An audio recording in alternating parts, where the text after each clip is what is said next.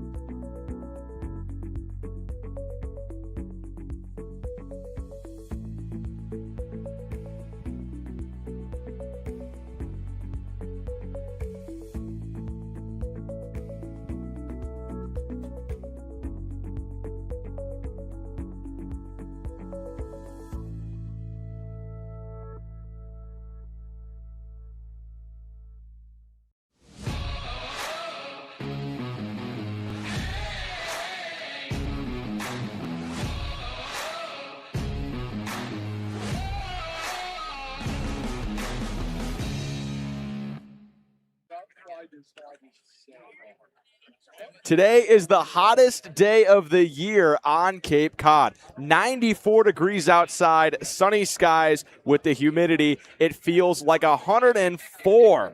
And it's fitting that on a day like today, the Hyannis Harbor Hawks run into one of the hottest teams the Cape Cod League has ever seen. The YD Red Sox sit with 14 wins to just 1 loss and 1 tie on the young season. But the Harbor Hawks are riding their own winning streak. They've won their last 3. They've brought their record up to 7-9. Alongside Matt Schwartzberg and Charlie Adams, my name is Quincy Bell, and we will have you covered from wire to wire throughout Game 17 of the Cape Cod League season here from Yarmouth, Massachusetts.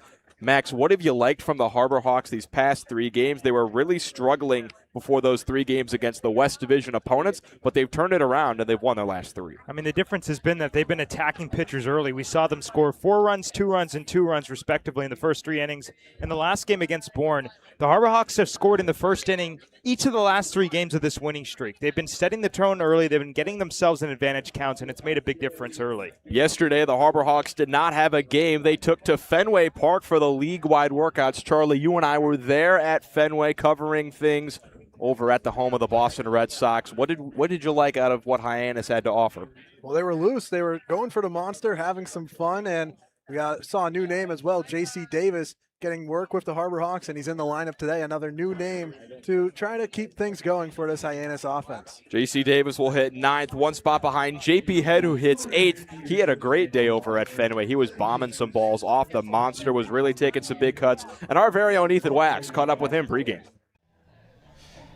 Ethan Wax here with JP Head ahead of Hyannis' battle with YD, the first game of a 2-game set. JP, what was your experience like being at Fenway just yesterday?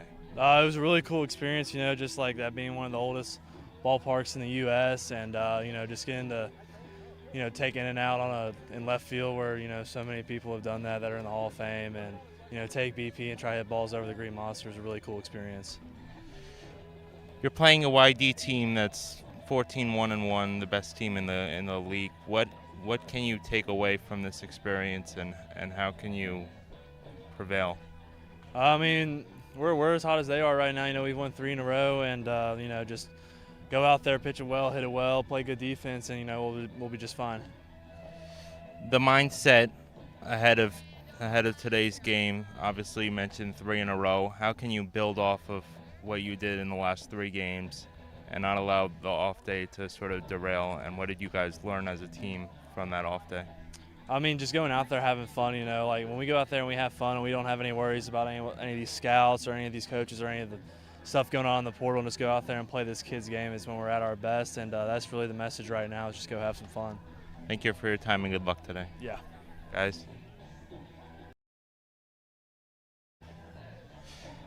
Ethan Wax here with JP Head ahead of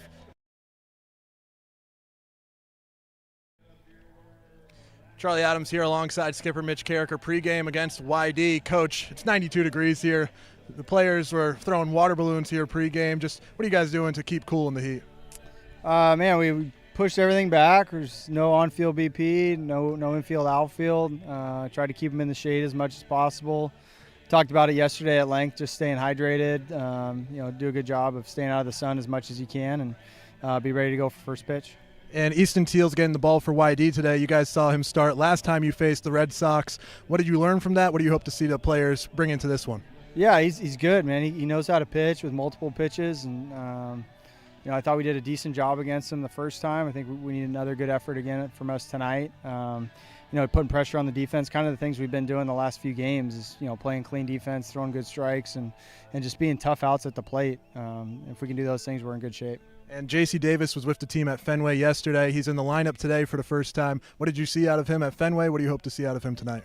Yeah, he's a baseball player. He's gritty, loves the game, loves to play. He had a great year at Rice, so looking forward to seeing him make his debut tonight. All right, Coach, appreciate it. Thanks for the time. Thank you. Guys, back to you. Thanks, Charlie. Max, this pitching matchup today is the same exact pitching matchup we saw between these two squads when they met up a week ago in Hyannis. It's Easton Teal on the mound to start things for the YD Red Sox and Kyle Olivo for the Harbor Hawks. Yeah, you rarely see this in the Cape League, especially with guys coming in, guys coming out, and just the way that schedules are made out. But Olivo, last time out against these YD Red Sox, 4 earned runs over 4 innings, and he came into that outing 8 scoreless. So that was kind of the lone blemish in what has been a phenomenal season both on the mound and in the box for the two-way player. And, you could say that both offenses have a bit of an advantage right here as they gear up for a 2-game set tonight, and tomorrow. Here's how head coach Mitch Carricker lines up his Harbor Hawks for game number 17. Liam Barrett will lead off and play right field. Jax Jimenez will hit second and play center field. Matt Hyannis, who has been red hot since joining the Harbor Hawks, will hit third and DH. John Embry will hit cleanup and play catch behind the plate. Charlie Bates will hit fifth and play shortstop. Jordan Lodice will hit sixth and play third base. Trey Hossey will hit seventh and be at first. JP Head will hit eighth and play left field. And the new addition to the roster as of yesterday, J.C. Davis, will hit ninth and play second base. As mentioned earlier, Easton Teal will be on the mound for the YD Red Sox. He was stellar the first time these two teams played over in Hyannis, 4 innings of shutout ball. He stands at 6'3", 225 pounds from Oral Roberts, the sophomore from Choctaw, Oklahoma. Has made 2 appearances with 2 starts on the Cape in 6 2/3 innings. He's given up just 2 runs, good for an ERA of .27 or 2.7. This past year at Oral Roberts, he made 14 starts throughout 77 1/3 innings. He gave up 72 hits, 30 runs. That's good for an ERA just below 3.3. The Harbor Hawks have been getting off to hot starts since their 3-game win streak took hold. Max, they've scored a run in the first inning in each of those last 3 games. Yeah, they have, and they've put up some really good at-bats, especially against Bourne last time out. 4 runs in that first inning. They've worked counts deep, and I think that's been the difference. When they were struggling offensively, they kind of got behind early or made some quick outs before, a deep at-bat is probably about 4 pitches and on. But the more they see, the more they're able to kind of figure out a pitcher, and they've got a big advantage facing Easton Teal for the second time in the last week. Liam Barrett into the box. He'll work righty on lefty against Easton Teal. Barrett had a great day his last time out in Bourne. He had 2 hits, one of them a double, one of them a triple. And he will start things off for head coach Mitch Carricker's Hyannis Harbor Hawks. Teal shakes off his catcher, Mateo Cerna. Now he comes set just above his belt, taps the left foot twice. Into the stretch, we're underway from Red Wilson Field. First pitch to Liam Barrett, a fastball taken on the outer half for a strike. First pitch at exactly 5 o'clock today. It is a scorcher in Yarmouth, Massachusetts. If you missed the open, it's 94 degrees, and the humidity has the feels like temp well over 100. And it looks like the first base umpire today is moving sort of a wheel or rosin bag to the back of the mound behind Easton Teal. as this at-bat has paused after one pitch. Barrett now has his feet set again in the left-handed batter's box. 0-1 count to him. Teal ready for pitch number 2 of his outing. Kicks and deals from the sidearm slot. He cannot hit the backdoor slider. It's outside, 1-1 count. Barrett reached 4 times against Bourne, also with a double and a triple. He's been getting extended, hitting the gaps, and showing off some speed and plate discipline. Been perfect at the top of the order for Carricker. He's stolen a couple bases. He's been that prototypical leadoff hitter Hyannis has been looking for. 1-1 on the way. Fastball on the inner edge for a strike. Barrett behind in the count 1-2.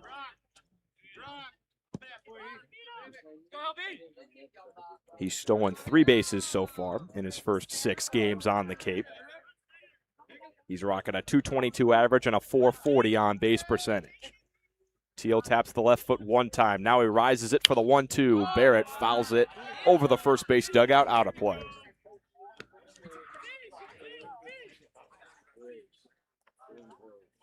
The .222 average for Liam Barrett, not necessarily standout stuff, but he's drawn 5 walks and got hit by a pitch twice. Those 7 free passes have his on-base percentage near that .450 mark. 1-2 count. Teal deals again. Barrett fouls off the high fastball straight back behind home plate. Could caught a car already. Parking lot right around here at Rudd Wilson Field. He's putting up a battle in at-bat number 1 today for the Hyannis Harbor Hawks. Here comes the 6th pitch of the at-bat. Teal kicks and deals. 1-2 lined in the air, deep out toward right field, curling near the corner. This ball is up and gone. Liam Barrett with a leadoff home run into the right field corner, just fair on the left side of the foul pole. He flaps his arms. The wings are out here in Yarmouth, Massachusetts. Leadoff home run for Liam Barrett, 1-0 Harbor Hawks. That's his first home run on the Cape. Whitey came into this game leading the Cape League by a lot with a 2.14 ERA. Hung a breaking ball belt buckle high. That was a no-doubter. No chance that one's staying in the yard. The only question was if it would stay fair or not, and it just did. Jax Jimenez, the switch hitter, will hit from the left-handed side. First pitch on the way. He grounds it over to second base. Picked up over there and whipped over to first for the out by Kevin Takeuchi.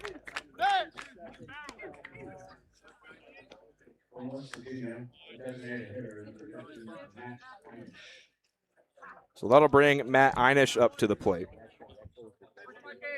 Really, he has been taking this Harbor Hawk offense to a new level with the way he has been producing at the plate. The lefty awaits the first pitch. He swings first pitch again and again, chops one slowly over to Takeuchi. Another sidearm throw from the second baseman beats Einish by a couple of steps. 2 down here in the top of the first inning. 1-0 Hyannis after the leadoff home run from Liam Barrett. I think this is a great example of why Whitey has been so good this season, because they don't let innings get away from them. And I know there's still an out to play with for Hyannis, but a lot of times you see a starter or a team crumble after giving up a run, especially like that to start the game. He gets 2 quick, weak ground ball outs to Takeuchi at second base in response. John Embry will look to keep the inning going for the Harbor Hawks. First pitch from Teal. Slider just misses on the outer edge of the plate. With that home run from Liam Barrett, the Harbor Hawks have now scored in the first inning of their last 4 games. They only scored in the first inning once throughout their first 13 games. 1-0 from Easton Teal to John Embry. He swings through the front hip slider, strike 1.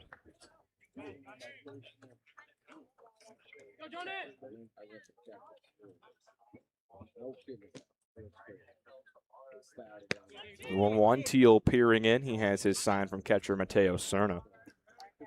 Deep breath, now the 1-1. Sidearm delivery misses down in the dirt, just low for John Embry. And the future Florida Gator ahead in the count 2-1. He was a standout at Florida Gulf Coast this past season, impressed so much that he'll be taking his talents to the SEC next year. 2-1 on the way. Embry takes the slider down and away. He shakes his head. He didn't like that one. He's ahead in the count, 3-1. We've talked about this a lot, but Embry very emotional in the batter's box, but not in a sense where that'll help the pitcher. more emotional and showing his confidence and understanding of the strike zone as we just saw. 3-1, Embry looking to put himself on base with 2 out. He checks his swing, pitch inside, ball 4. Embry strolls on to first base. That is our first walk of the game, which means it's our free pass of the game, represented by Cape Cod Community College. Go to Cape Cod Community College for free. Every program, no tuition or fees for those that qualify. capecod.edu/free for more.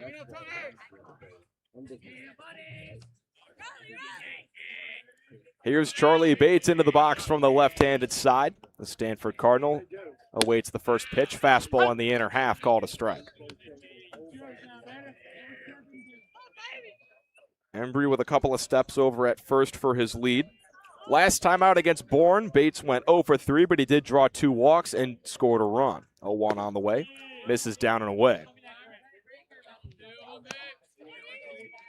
There's a slight breeze here at Red Wilson Field, blowing straight out towards right field. That home run to lead off the game from Liam Barrett. Maybe had a little bit of help. 1-1. Bates grounds one over to short. Reed Howard will step to the bag himself at second for out number 3. 1 run on 1 hit, a solo home run from Liam Barrett, no errors, and 1 runner left on base as we head to the bottom half of the first here on the Harbor Hawks Baseball Network.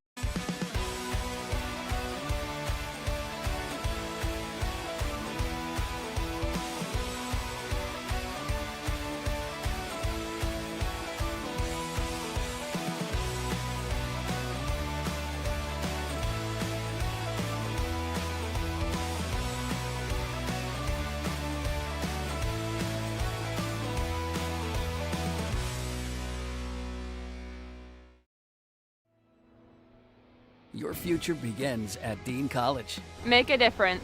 Leave your mark. Break the mold. Be a leader. Achieve unimagined heights. Believe in yourself. Make lifelong friends. This is your time.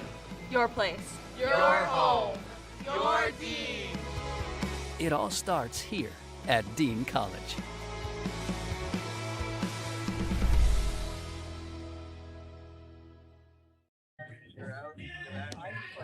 Bottom of the first inning set to start here from Red Wilson Field in Yarmouth, Massachusetts. Kyle Olivo will be on the mound to start things for the Hyannis Harbor Hawks.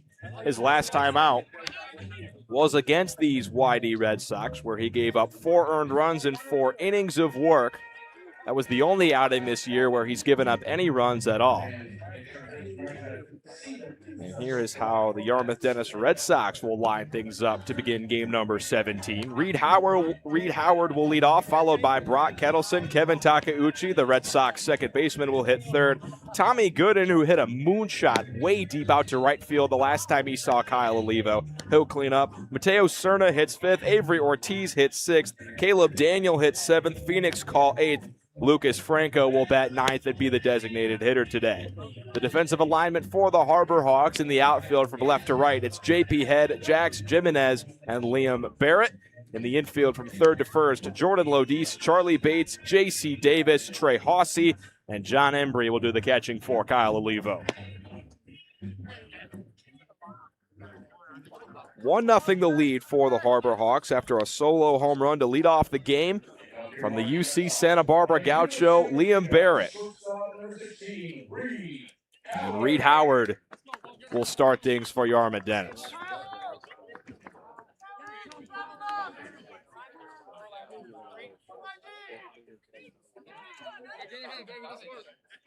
Howard, a left-handed or right-handed hitter from Virginia. First pitch, a fastball taken at the knees for a strike. And if you want to play a competitive game against YD, you have to stay in the strike zone. I know that's an obvious take, but these teams kind of tend to match each other's style of play. If Hyannis can keep it clean, YD will do the exact same thing and vice versa. 0-1, Olivo comes set at his chest into the windup for the 0-1. Fastball taken just outside for a ball. 1-1 the count on the YD Red Sox shortstop Reed Howard. He'll be transferring to Virginia this next collegiate season. He just finished up his sophomore year at Western Kentucky. 1-1, fastball inside, and it grazed his elbow. Reed Howard tosses the elbow guard towards his dugout, and he will walk down to first base. Well, last game out against Bourne, Hyannis allowed 7 unanswered runs in the later innings, but they were largely just because of free passes. Definitely have to keep it clean here. Still, you got a ground ball situation. Hopefully you can roll a pair. Brock Kettleson will step in from the left-handed side with a runner on first and nobody out here in the bottom of the first inning. Oliva winds and deals. First pitch, a slider that just misses up above the zone.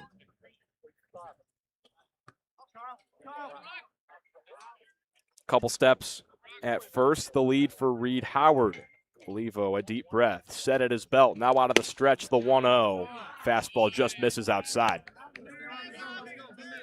Lively fastball to start the night. Olivo runs it up to 97, 98 sometimes. Sometimes takes a bit to get in his groove. Quick move over to first. Olivo tried the pickoff while he was coming set. Howard back easily standing up. Olivo's a guy that likes to work quickly in between his pitches. He's already set. 2-0 on the way to Brock Kettleson. Fastball at the knees. It just misses inside. 4 pitches into his outing. Olivo has yet to find the zone as he's behind 3-0 on the YD Red Sox right fielder. 3-0. Fastball at the knees. This one catches the plate for a strike.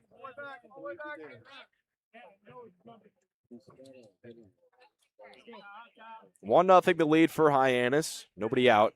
Bottom half of the first.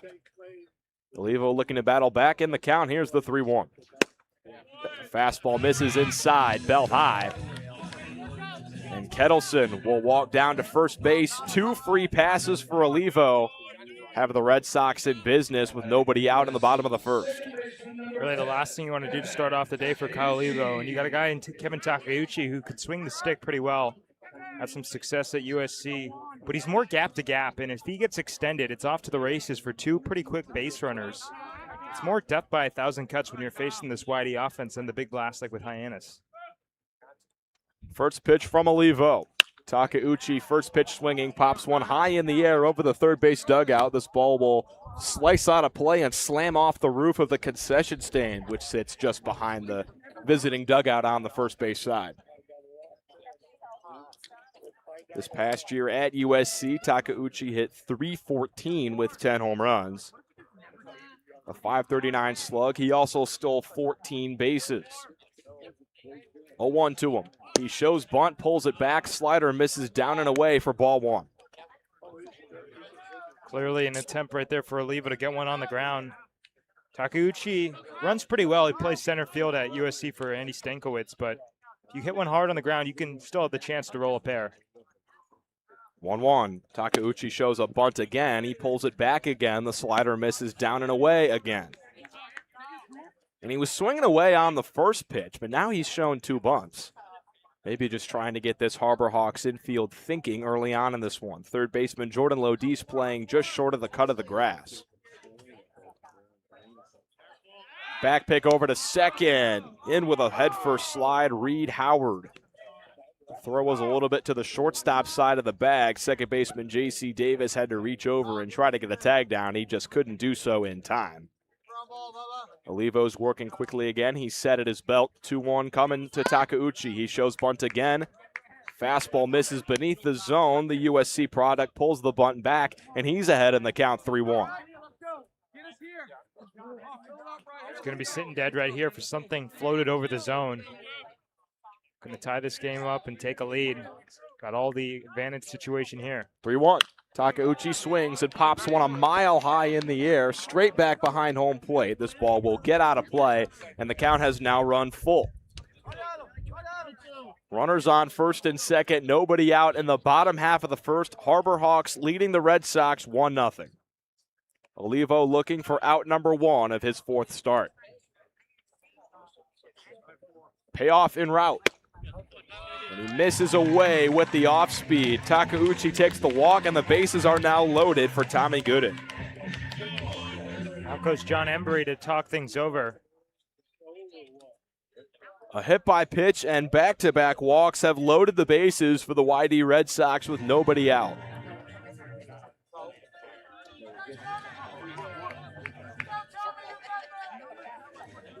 Got to wonder whether or not the heat may be playing a factor in the struggling command of Olivo. His last time out against these YD Red Sox, in 4 innings, he walked 4 batters. He gave up 3 hits and 4 earned runs.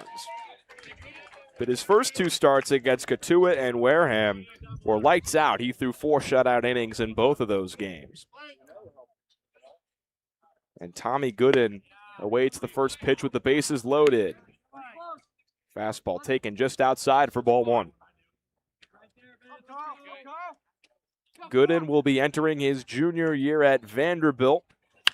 He fouls away the 1-0. Count even at 1. In 2026 at Vanderbilt, he played 48 games where he hit .287 and slugged 12 home runs. 1-1 from Olivo. Big overhand breaking ball. Called a strike on the outer half. That's a pretty pitch from the Iowa Hawkeye, and he's ahead in the count 1-2. I was going to say the exact same thing, right to the back door, and he's already working quickly. 1-2 again. Gooden slices one out towards left field, and it drops for a base hit. 1 run scores coming around third. Brock Kettleson. The throw will come all the way through to the plate. Kettleson is safe with a feet-first slide. A 2-run opposite field single from Tommy Gooden gives the YD Red Sox the lead 2-1 in the bottom of the first. Did not hit this ball hard at all. In fact, he got kind of beat inside and just inside out at it.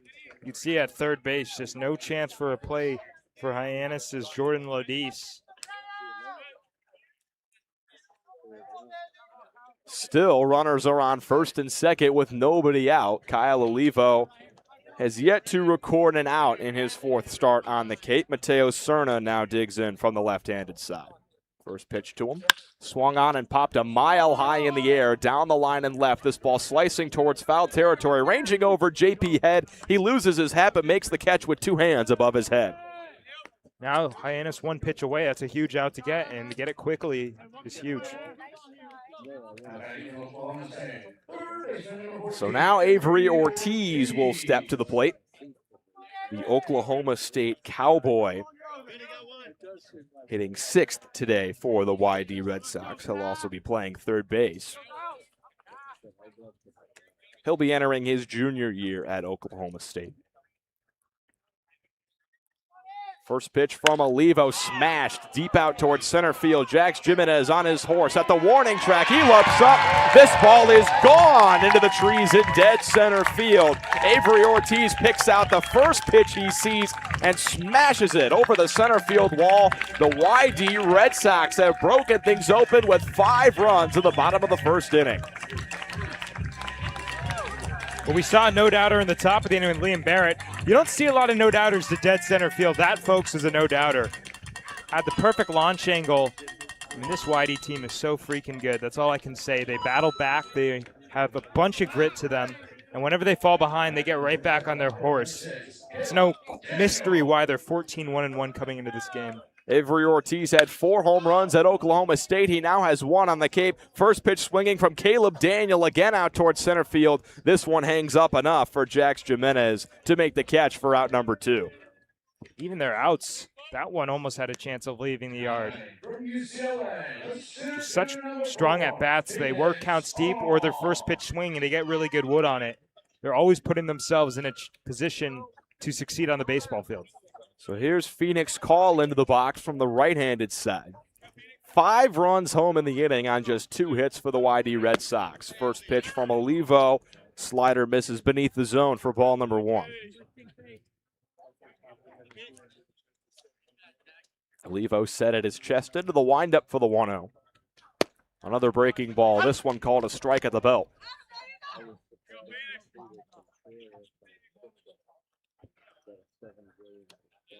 Phoenix Call out of UCLA.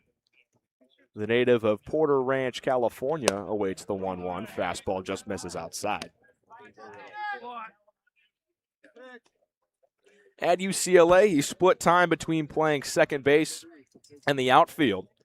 He'll be patrolling center today for YD. 2-1 from Olivo, fouled straight back into the netting behind home plate. The count now even on the UCLA Bruin. I guess one of the positives you can take is that Olivo now feels like he has a good feeling for the strike zone. Early on, that wasn't the case, but with that good feeling for the strike zone, YD has been super aggressive inside the zone. 2-2, Olivo looking to finally get out of his first inning. Pitch on the way. Breaking ball called strike 3. Olivo through inning number 1, but not before 5 runs cross on 2 hits, no errors, and nobody left on base. As we head to the second, here from Red Wilson Field, 5-1 Red Sox on the Harbor Hawks Baseball Network. If you can dream it, if you can cruise in it, if you can summer in it, fish from it, or take it for a day at the beach, we can protect it. The Baldwin Group. Protecting the possible. There hasn't been a ton of training when it comes to bat speed or products for players to be able to train bat speed.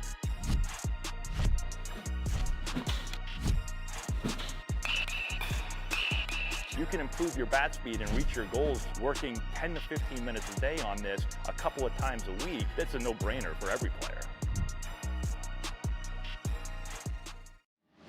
Cape Cod 5 is proud to be the official banking partner of the Cape Cod Baseball League. Cape Cod 5 offers a broad range of financial products and services tailored for every stage in your financial journey. Reach out to us. We're here to help. The second inning is brought to you by our folks at Cape Cod Orthopedics. Cape Cod Orthopedics and Sports Medicine is proud to support Harbor Hawks baseball. For decades, athletes, families, and residents across Cape Cod have trusted Cape Cod Orthopedics and Sports Medicine for expert care. Their team specializes in sports medicine, orthopedic surgery, joint replacement, and rehabilitation, helping patients get back to the activities they enjoy most. Whether you're recovering from an injury or looking for specialized orthopedic care, learn more at CapeCodOrtho.com. Cape Cod Orthopedics and Sports Medicine, the region's largest orthopedic specialty group. Top of the second, set to start here from Red Wilson Field. 5-1 YD Red Sox. As we work into frame number 2, into the box from the right-handed side, Jordan Lodis will lead things off for the Harbor Hawks. First pitch from Easton Teal, sidearm delivery, front hip slider. Lodis swings through it for strike 1. Now the question is, how do you respond if you're Hyannis? They've been taking leads and keeping the leads over the last couple games. Now they're going to work from a deficit. 0-1. Lodis swings and misses at the high fastball. He's behind 0-2.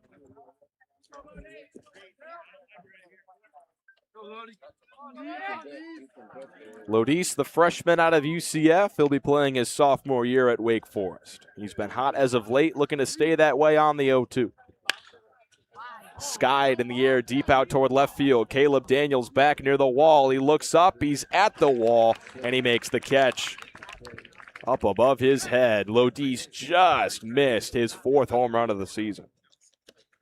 Missed it by that much.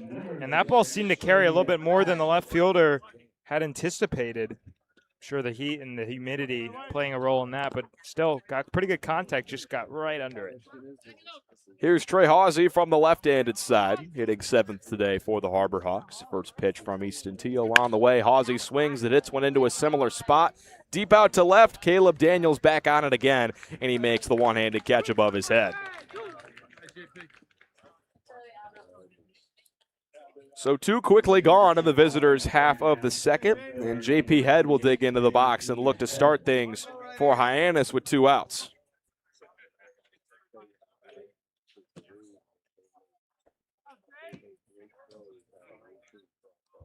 Since the leadoff home run, Easton Teal has retired 5 of his last 6, and now he's having an issue with his pitch count device, and he'll need to get that fixed by the YD dugout. Someone is out to help him with that.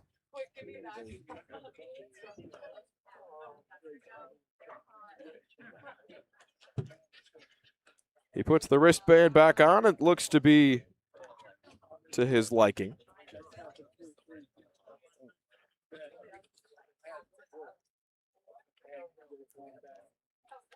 And now Easton Teal's back out of the mound. He nods, has the pitch he likes, and delivers the 0-0 to JP Head. Swing and a miss. Slider dips beneath the zone, and Head waves at it for strike 1. That thing is filthy. He started it right down the middle, and then on the right-on-right matchup, it just flooded below the zone. It's a really, really tough matchup. 5-1 Red Sox as we work in the top half of the second. 0-1 on the way. Another slider. JP Head takes it at his knees. It's called a strike, and Head Sort of swivels his head a little bit. I don't think he liked that call too much.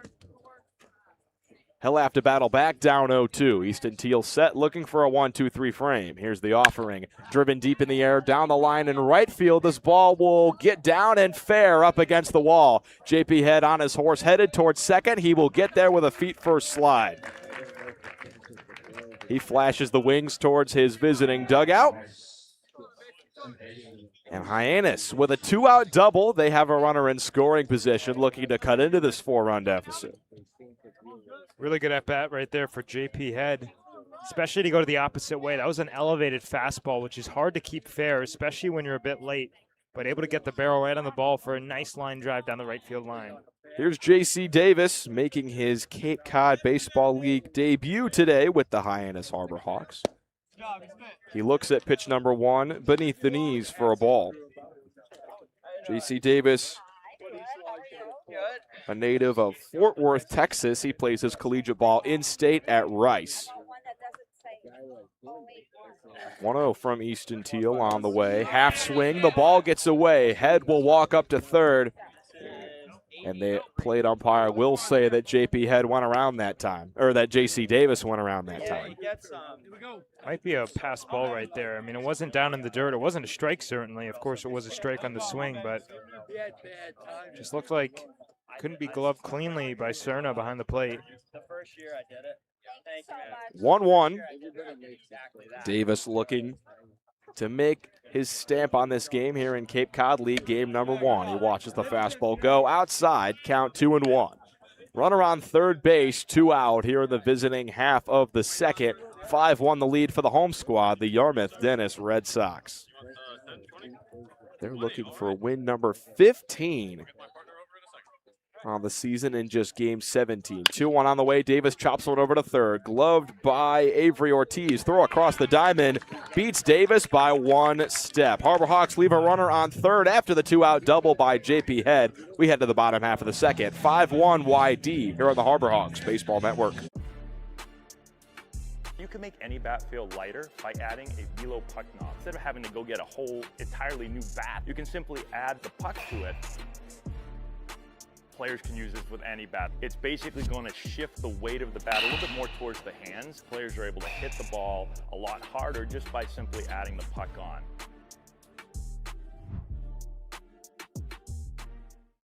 Here at the Mass State Lottery, we're known for our monster wins.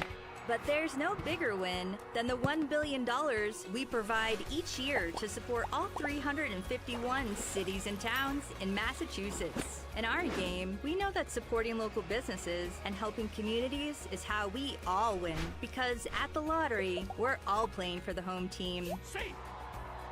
The Mass State Lottery. Welcome to the state of winning.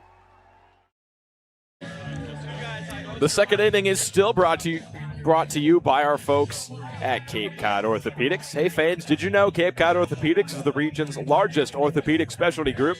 As the premier provider of orthopedic care on Cape Cod, their team is committed to helping patients return to the activities that they enjoy most. From diagnosis and treatment to recovery and rehabilitation, Cape Cod Orthopedics and Sports Medicine takes pride in delivering exceptional care and outstanding patient experience. To learn more about their services, visit CapeCodOrtho.com. 9-1-2 due up for the YD Red Sox in the bottom half of the second. Lucas Franco, Reed Howard, and Brock Kettleson will come to the plate. If anybody gets on, the 3-hitter, Kevin Takeuchi, will have a chance. Franco doing the designated hitting today for the Red Sox. He hits from the left-handed side. The 6'3 junior out of Katy, Texas, plays his collegiate ball at TCU. He awaits pitch number 1 from the Iowa Hawkeye, Kyle Olivo. Fastball misses up above his shoulders for ball 1. 5-1 the lead for the YD Red Sox after they brought 8 batters to the plate in the first inning. 1-0 from Olivo, popped in the air down the first base side. This ball will get out of play behind the first base dugout where the YD Red Sox are stationed. Firmly in the shade right now where the sun is at. The Harbor Hawk dugout firmly in the 90-degree sun. 1-1 to Lucas Franco. Fastball called a strike. 1-2 count. Olivo looking for his second strikeout of the outing. He's back into the windup. He misses low with the breaking ball. Count now 2-2 on Lucas Franco. YD, one of the reasons why they've been so successful this season is they've gotten a lot of leadoff base runners to reach. 2-2, swing and a miss. Olivo drops the hook past Lucas Franco. And he has the first out of the second inning by way of the K. We saw him work that breaking ball a couple times in the last half inning, and he really started to get a feel for it in the later parts of that inning. And now it's on full display here to open up the second. If that could be a pitch that he has in his arsenal throughout the rest of this outing, he could really turn into a better presence on the hill.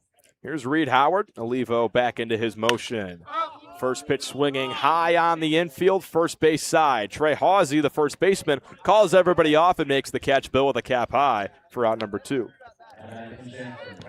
Another weak contact right there, and Olivo, if he gets into a rhythm, that could be big for Hyannis. I think Whitey feeds off the big innings, the crooked numbers, and after the free passes started it off in the bottom of the first, they were able to take advantage with the big swings, the single, and then the big blast to be able to take the lead. But if Hyannis keeps them off the base paths, they could have a lot more success. Brock Kettleson will look to extend the inning for YD. First pitch, overhand slider, called a strike on the outer half. The first 2 runs of that first inning came on an opposite field single from Tommy Gooden, and the next 3 were on a mammoth blast by Avery Ortiz to center field. 0-1 from Kyle Olivo. Backdoor breaking ball just misses outside. It was actually the 0-1, so now the count is even at 1-1 to Brock Kettleson. Olivo still working quickly. Now he fires the 1-1. Swing and a miss. Drop the changeup past the left-handed bat of Brock Kettleson, and now it's 1-2. That's 3 straight off-speed pitches to Kettleson. 1-2 on the way. Down and in. Kettleson shuffles his feet out of the way. All 5 of those runs for YD in the first inning came on just those 2 hits. Here's a 2-2 from Olivo. Fastball misses up and in to Kettleson, and now the count has run full.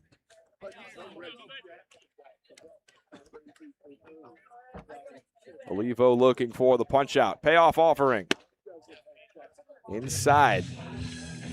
Kettleson will walk down to first. That's the 3rd walk of the game, induced by Kyle Olivo. It's now 3 walks in the hit by pitch. A lot of Hyannis' runs against them have come off free passes. Of course, maybe not be a walking with the bases loaded, but it's been 2-out walks, leadoff walks that end up being cashed in, and YD is a team as good as any that helps take advantage of miscues by a pitching staff. Here's Kevin Takeuchi. First pitch to him, ripped in the air, deep out toward left field. Ranging back, JP Head, he leaps, and he can't make the catch. It's off his glove. Off to the races, Brock Kettleson. He'll stop at third, up to second. Takeuchi with either a double or an error. It'll depend on how this one is scored. I think JP had lost that ball in the sun because it looked like he had it for a second and then reacted by putting his glove up. It didn't look like he had a clean read on that one. That's a tough one for Olivo. It was still hit pretty hard by Takeuchi, but you think you're out of the inning and all of a sudden you got to go back out and you go back to another situation that we saw in the first. 2 on. Last time that happened. YD able to pop one over the fence. So now Tommy Gooden will have a chance to really extend this lead for the YD Red Sox with runners on second and third and 2 out in the bottom half of the second. Olivo kicks and fires. Slider comes across the zone for strike number 1. Ruled an E7. So they will rule it in air on JP Head out there in left field. 0-1, Gooden smacks it deep in the air out towards the left center field gap. Back at the wall, it gets down and one hops the wall off of the warning track. Both runs are in to score. Up to second, Tommy Gooden with a 2 RBI, 2-out double. He now has 4 RBIs through 2 at-bats in this game. Sound like broken records, but this YD team has no quit, and this is why they're so good. They take advantage of your errors. You give them anything for free. They're going to take advantage right here. Really nice swing to the opposite field think, Quincy, they got a 7-1 lead here in the second inning. This is a game that, besides a couple free passes, Hyannis has not played very poorly at all. It's just really strong hitting, taking advantage of very few mistakes. 7 runs on 3 hits for the Yarmouth Dennis Red Sox. Olivo fires to the left-handed hitting Mateo Cerna. Backdoor slider called a strike. They have all 7 of those runs off of those 3 hits. All 3 of those hits, multi-RBI hits. 2 2-run hits from Tommy Gooden and the 3-run homer from Avery Ortiz. 0-1 swinging is Mateo Cerna. He pops one high in the air out of play down the third base side.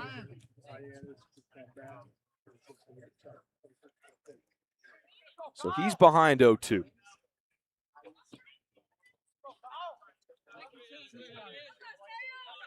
This YD team, they pitch really well and they do the most with runners on base. 0-2. Olivo looking to get out of his second inning. He comes with the breaking ball in the dirt. It bounced in front of home plate. Mateo Cerna thought about it, but held up his swing. Cerna came into this game with an OPS over 1,000. So impressive to see what he's done both behind the plate and in the batter's box this season for Scott Pickler. After the leadoff home run by Liam Barrett to start things in the top of the first for Hyannis, 7 unanswered runs for the YD Red Sox as we work in the bottom of inning number 2. Olivo looking to get out of it. 1-2 pitch on the way. He misses sky high with the fastball above the head of Mateo Cerna.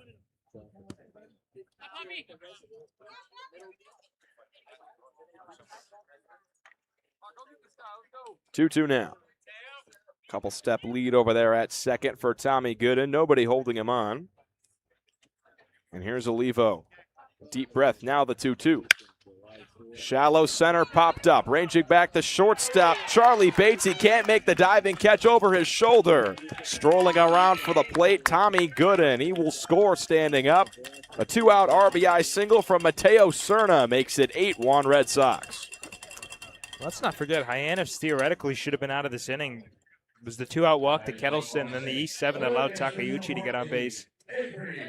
I mean, just everything you give them, they take it and then some. With that ball into left field being ruled in air on JP Head earlier in this inning, all 3 of these runs will be unearned for Kyle Olivo. But he still has to work out of this frame, and now he faces the guy that took him deep, Avery Ortiz. First pitch to him. Fastball on the outer half, called a strike.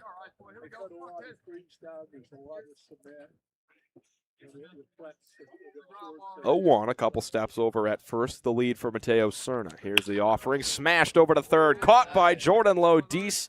He had the glove on the ground and just waited for the ball to fly into his mitt. But 3 runs scored, none of them earned on 1 hit, 1 error in the inning, and 1 runner left on base for YD. We head to the third inning, 8-1 Red Sox on the Harbor Hawks Baseball Network. Get ready for big results with our small machines. With more power, performance, comfort, and savings, they are ready for every job. And we're ready with plenty of inventory, the best support in the business, same-day parts availability, and locations across the Northeast.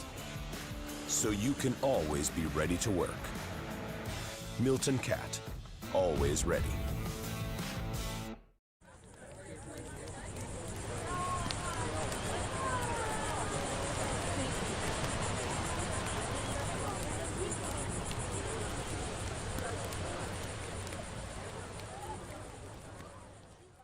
If you can dream it, if you can cruise in it, if you can summer in it, fish from it, or take it for a day at the beach, we can protect it.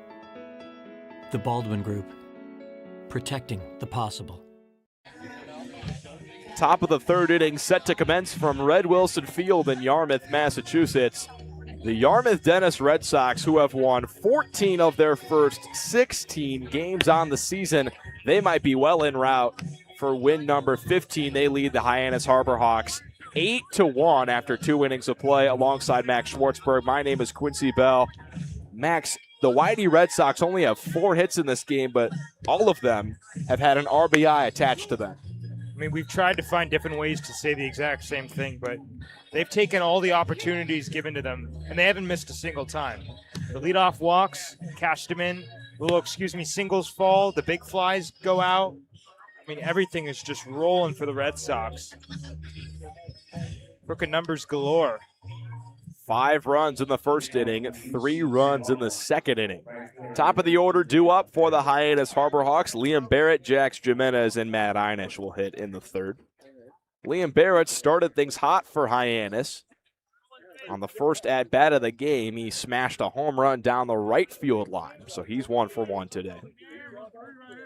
Easton Teal comes set at his belt, deep breath, and now the 0-0 pitch to Liam Barrett. Fastball misses high. Since coming onto the Cape, Liam Barrett has been a welcome addition for the Hyannis Harbor Hawks. His on-base percentage was at .440 coming into today's game. Here's the pitch from Teal, 1-0. Check swing liner over to short, fielded on one hop by Reed Howard. Throw across the diamond, beats Liam Barrett by 3 steps. Well, if he swung, it would be a double. That was a barrel, but just stopped his swing midway through, and it still made it all the way out to shortstop. I don't know, about 130 feet on one hop. Yeah, he stopped his swing right at the apex. And if he would have swung all the way through, that one would have been smashed out to left field. Here's Jax Jimenez hitting from the left-handed side. The switch hitter faces the righty Easton Teal. Sidearm delivery, fastball called a strike. Jimenez grounded out to the second baseman, Kevin Takeuchi, in his first at-bat. Jimenez, the Oregon Duck,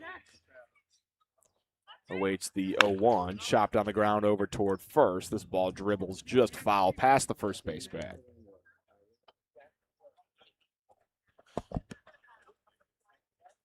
Oh, 2 on Jimenez.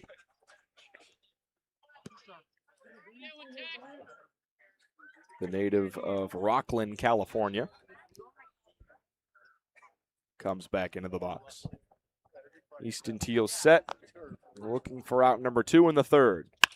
Popped up, third base line. Avery Ortiz chasing over his shoulder. This ball will get out of play and into the seating area for wide B. Drop catch by a fan. That thing was on a platter. Just could not make the grab. E-fan. EF is what we're ruling that in the scorebook. You know me, if there's one coming our way, I'm making the catch. Put that on tape. 0-2. Easton Teal set at his belt. Jimenez awaiting. 2-strike pitch on the way. Fouled straight back. For those of you that do not know, it is Max Schwartzberg's lifelong dream to catch a foul ball while on the call. It'll happen eventually. I came close at Indiana University. I was calling a game with former Harbor Hawks broadcaster Graham Nash, and we were about 1 row in front of us, just didn't have the reach to catch it. 0-2 coming. Jimenez, opposite field, ground ball into left field for a base hit. He turns at first. He thought about second, but he'll put the brakes on with a 1-out single. Really nice opposite field approach right there for Jimenez. And the third baseman was pulled off the bag, kind of shaded halfway for Avery Ortiz. So he beat the shift. It probably would have been a routine 5-3, but at the end of the day, this game, you hit it where they ain't, and you hit it where they ain't. It's a knock. 1-out base runner for Matt Einish, and if there's anyone to get Hyannis back in this game, it would be the West Virginia Mountaineer. He's off to a hot start on the Cape. First pitch from Teal. Fastball just misses inside.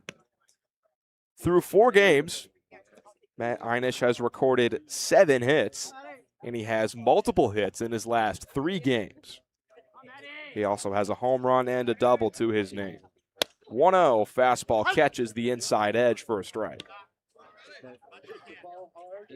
Last time out against the Bourne Braves, he went 2 for 4 with 3 runs batted in. Also drew a walk.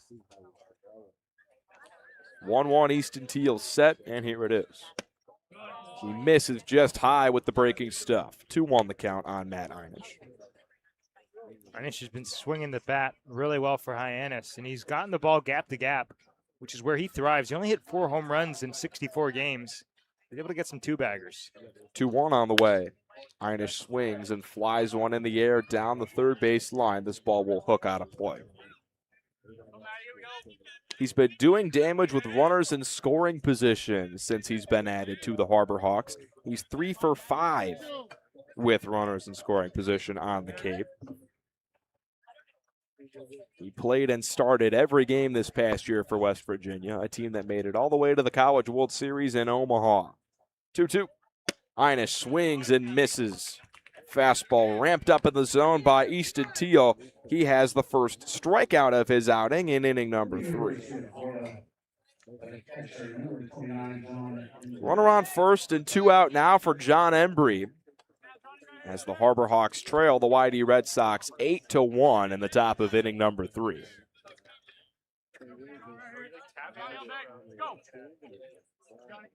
Couple steps at first for Jax Jimenez as his lead. Here's the first pitch to Embry. Slider down and away. Called a ball. Jimenez has a ton of speed out there in center field for Hyannis. In this past year at Oregon, he stole 8 bases. We'll see if he goes with 2 out to try to put himself in scoring position. 0-1 to John Embry. Fastball just taken inside. The future Florida Gator ahead in the count 2-0. The largest comeback Hyannis has this year is 3 runs. That was back on the 24th against the Orleans Firebirds. 2-0, Embry takes the slider outside. Hyannis has yet to blow a lead this year. They're 5-0 when scoring first, but that could be going away. After 1 run in the top of the first, 8 unanswered by the YD Red Sox. 3-0 to John Embry. Taken outside for ball 4. Embry with 2 walks in his first 2 plate appearances today. Just like Hyannis YD had a rally back in the other innings, Hyannis putting on its own little rally here with 2 outs. And Charlie Bates will get a chance to claw Hyannis back in this one. Bates out of Stanford, hitting 5th today. Teal delivers to him. Fastball misses, down and in. Easton Teal really hasn't faced a lot of adversity in this game. Of course, he had the run back in the first inning, but after the leadoff home run, he was able to shut it down. Now, all of a sudden, Hyannis putting something together. A soft breeze comes across Red Wilson Field as Easton Teal fires the 1-0. Bates takes it upstairs for ball 2. That's 6 straight balls out of the right arm of Easton Teal, and now his catcher, Mateo Cerna, will walk out and have a meeting with him. 2 on, 2 out, top half of the 3rd inning. And Hyannis could really use a big hit now, down 7 runs early in this one. It was 5 in the first for the YD Red Sox, thanks to a 3-run home run from Avery Ortiz. And then 3 runs in the 2nd inning, thanks to a 2 RBI double from Tommy Gooden and an RBI single from Mateo Cerna. YD came into this game with an ERA sub 2.2, and they've done that by avoiding the big inning for opponents. Hyannis has a chance here to put itself relatively closer into this game. I mean, let's say they score these 2 runs, then it's 8-3, and it's only a 5-run deficit. But right now, when you're down 8-1, you're almost thinking about, well, is YD going to continue to add? Is this going to be one of those run roll kind of contests where you could just bring it back closer? Easton Teal was particularly strong in his first start against Hyannis. He threw 4 shutout innings. He's not a guy that will overpower you. The fastball sits in the high 80s, but he uses his off-speed pitches well and tends to induce weak contact from the hitters he faces. The hitter he faces right now is Charlie Bates. He'll hit with 2 runners on and 2 out. He's ahead in the count, 2-0. Teal set, tapped the left foot twice. Now fires. Bates takes the fastball on the outer half of the plate for strike 1. That's exactly what Scott Pickler wanted to see after the mound visit. See Teal find the strike zone. 2-1. Teal back into the motion from the sidearm slot. Bates shoots one over to short. gloved by Reed Howard. He'll take it to the bag himself. No chance for John Embry at second. And now we send things down to the sidelines where our very own Ethan Wax is waiting.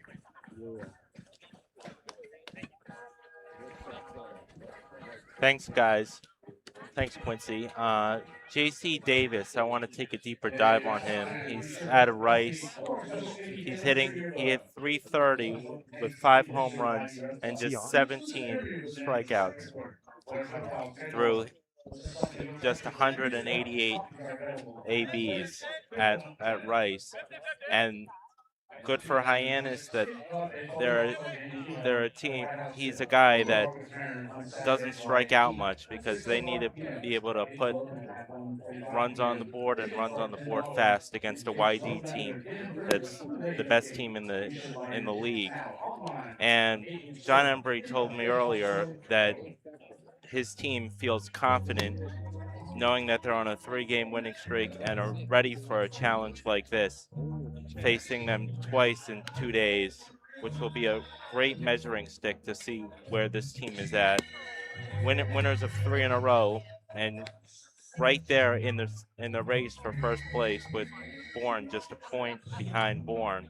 So it'll be up to Hyannis to try and muster their way out of this hole to hopefully get back into this one as I turn it back to you guys.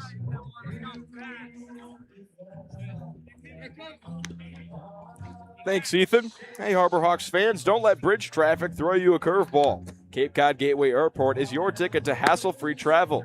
Located right here in Hyannis, we connect you to Boston, the islands, and beyond with daily flights and easy parking. Spend less time driving and more time at the ballpark. Learn more and plan your next getaway at flyhya.com. Cape Cod Gateway Airport, supporting our community one flight at a time. You know, we were at Fenway Park yesterday for the Cape Cod Baseball League workouts. And with 4th of July weekend being a factor, the bridge traffic hit me like a truck.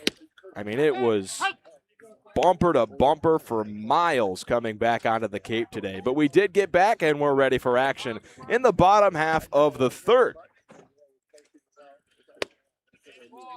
Currently in the box, Caleb Daniel, and he's already seen 2 strikes, both breaking balls from Kyle Olivo.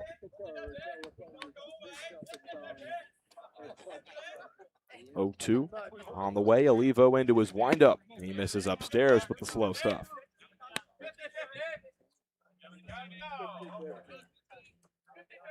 Seven, 8, and 9 due up for the YD Red Sox in the bottom half of the 3rd. Caleb Daniel, Phoenix Call, and Lucas Franco. 1-2 smashed on a line into right field. This ball will touch down just fair and roll all the way to the corner. Caleb Daniel up to second base. He will stop standing up. He motions a celebration towards his dugout, and once again, the YD Red Sox have another extra base hit to start things in the 3rd inning. Hanging curveball right there, belt buckle high. Good thing for Hyannis, he didn't get backspin, or else that could have left the yard. He hit it really firmly and able to tuck it fair inside the foul line. Here's Phoenix Call.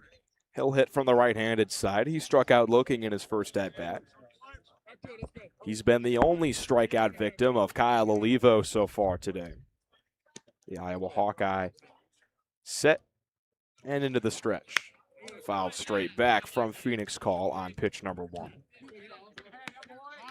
Let's see if they get a productive out right here. I mean, they get productive hits. Grass is green, but, you know, now here, ground ball to the right side that moves the runner 90 feet ahead. That would also do a job. 8 runs on 6 hits for the YD Red Sox today. 0-1 from Olivo, grounded up the middle and through for a base hit. Daniel up to 3rd. He'll stop there with nobody out in the inning. The throw comes into the mound where Trey Hawsey cuts things off.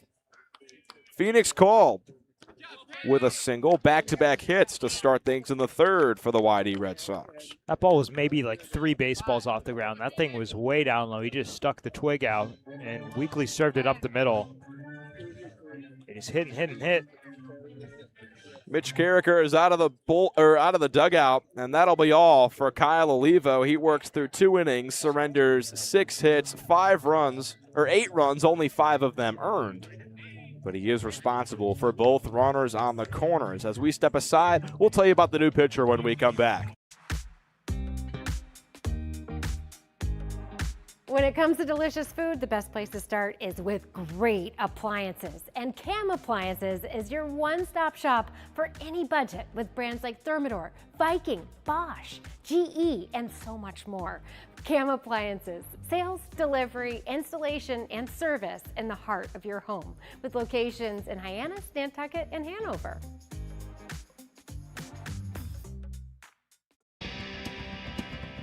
If you need to dig, lift, move, grade, clear, or cut, pump, weld, clean, light, and just about anything else, dial up the rental source for the newest and the most reliable equipment in New England. Staffed with equipment and construction experts, Milton Rents, your local source.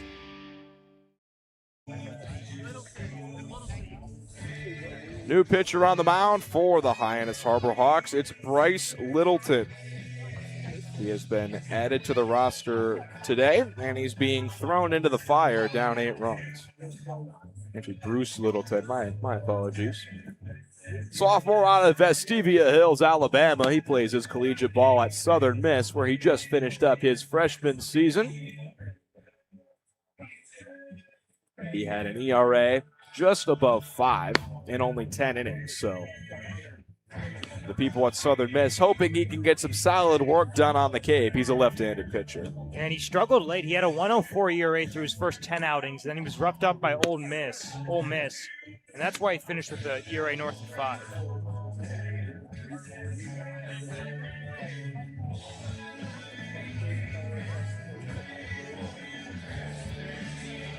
He has a very high leg kick from that left-handed side. He's still finishing up his warm-up here. Runners on the corners and nobody out for the YD Red Sox as they just continue to smash baseballs offensively here at Red Wilson Field.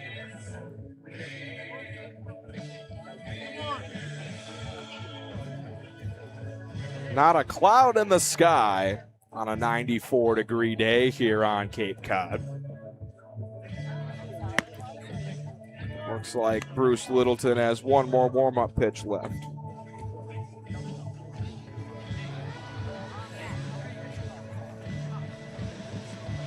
The line is not yet complete on Kyle Olivo. He threw 3 complete innings before the 2 hits allowed this inning. He gave up 6 hits, 8 runs, only 5 of them earned. He walked 3, and struck out 2. He's responsible for both runners on the corners. Lucas Franco will hit lefty on lefty against Bruce Littleton. Here's the first pitch. High leg kick, and the fastball misses high.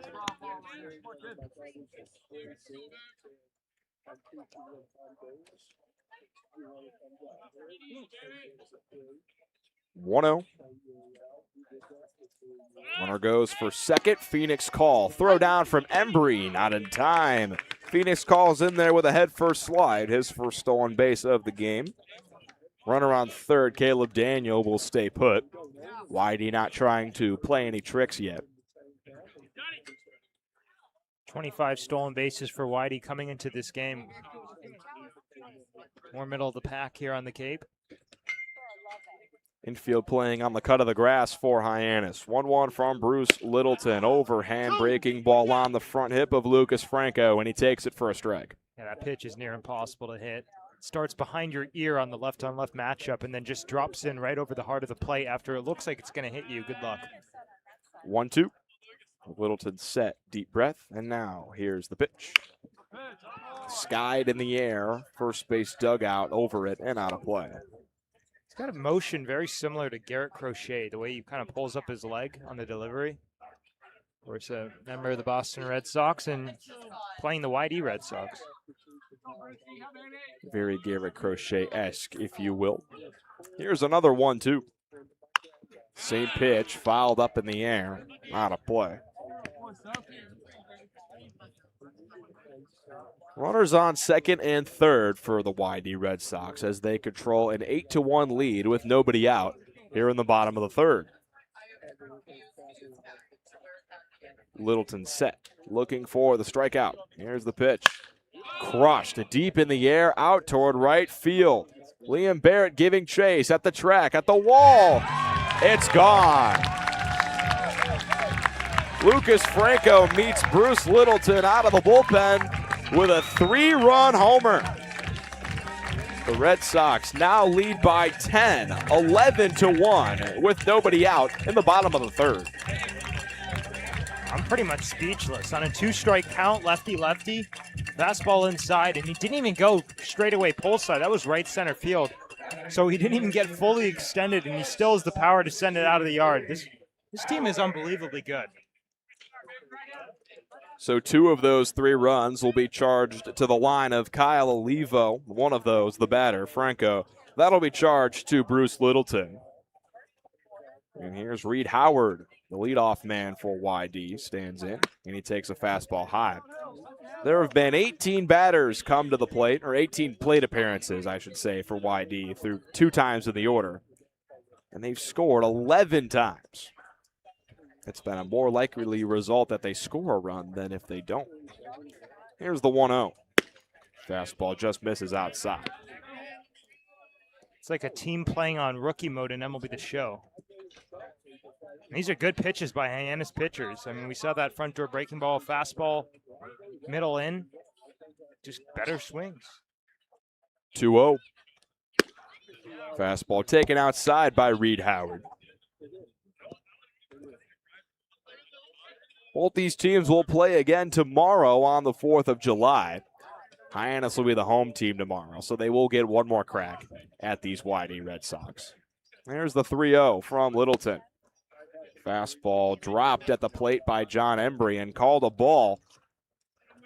And Reed Howard has his second walk of the day. Only got hit by a pitch in his first at-bat, so his second time on base via the free pass.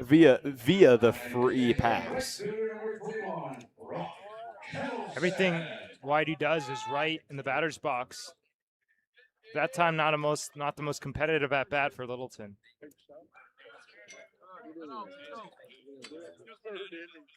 Deep breath from Littleton. He fires the first pitch to the lefty, Brock Kettleson. Fastball on the inner half, called a strike.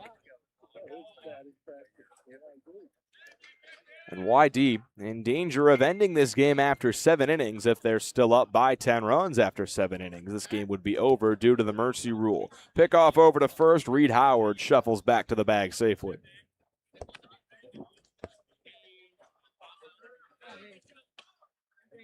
(11-1), the YD Red Sox lead the Hyannis Harbor Hawks with nobody out in the bottom of the third.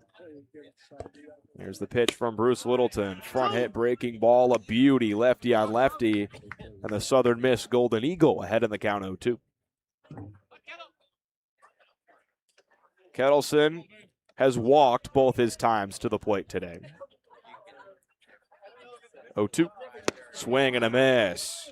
Littleton goes back to that front hit breaking ball. Another beautiful pitch. A strikeout is his first career out on the Cape. Of course, hold your tickets as Whitey continues to put together big innings. They've had 2 nice at-bats from Takeuchi, who reached on the air his last time up. That air opened the door for another 3-run inning for Yarmouth Dennis. There's Takeuchi. First pitch to him, backdoor breaking ball, misses just outside. Takeuchi has scored a run both his times to the plate. He walked in the first inning and reached on an error in the second inning, a costly one by J.P. Head, which allowed 3 more runs to score after that play would have ended the inning. Takeuchi swings on 1-0 and skies one in the air toward left center field, ranging over the center fielder, Jax Jimenez. He makes the catch with 2 hands above his head for the second out of the inning.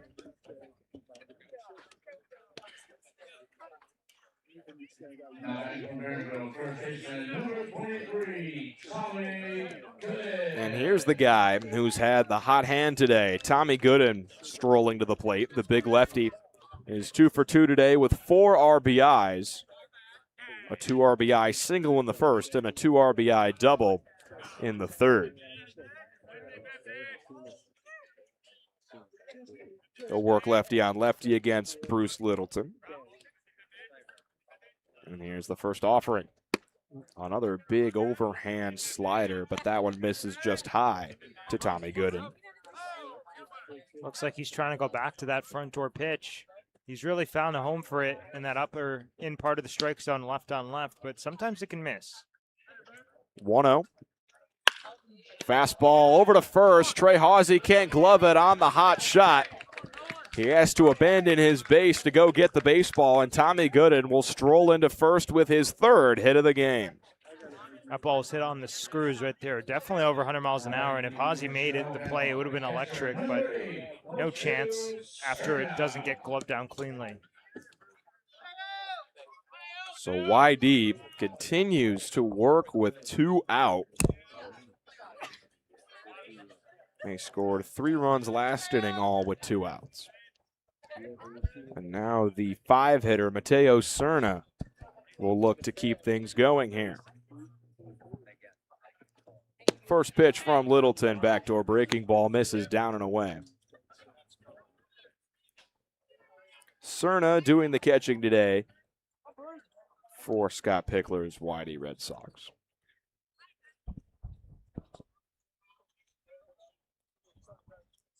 One-0. Fastball misses up and away.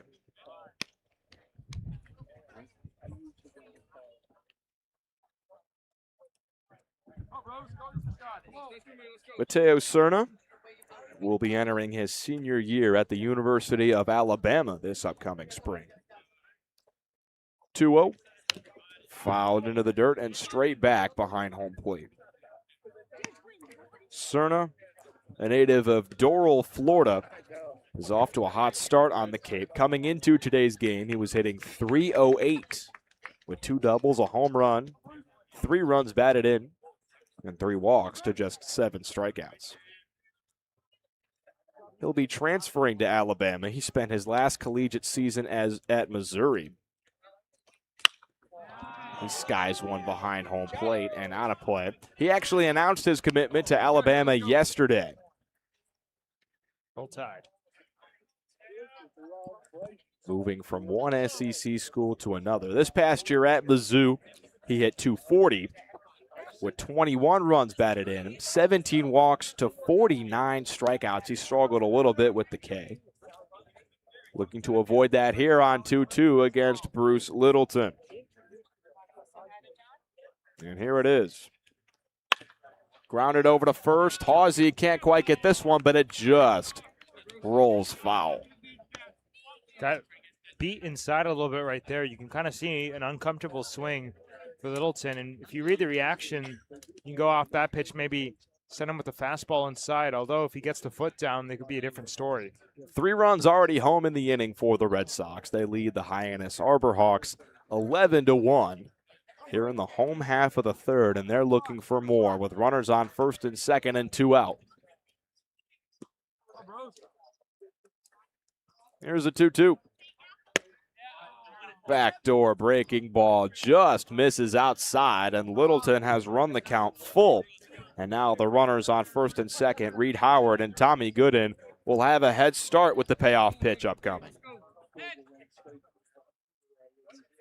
Cerna adjusts his helmet. He has it on his head firmly now. Littleton set at his belt. Deep breath, high leg kick, 3-2. Fastball misses, high and away. John Embry sprawls to his right to save the pitch from going to the backstop, but the runners will advance on the walk anyway. The bases are now loaded for Avery Ortiz.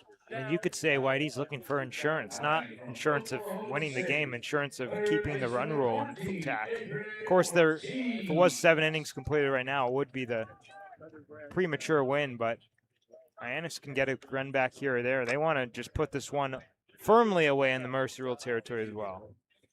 Since the leadoff home run to start the game by Liam Barrett, 11 unanswered runs for the Yarmouth Dennis Red Sox. Here's Avery Ortiz. First pitch to him. Fastball on the outer edge, called a strike. Ortiz had the big blast to sort of open up this game. It was 2-1 when he stepped to the plate in the first inning, and a 3-run home run made it 5-1. Here's the 0-1 from Littleton. Slider misses down and into the righty.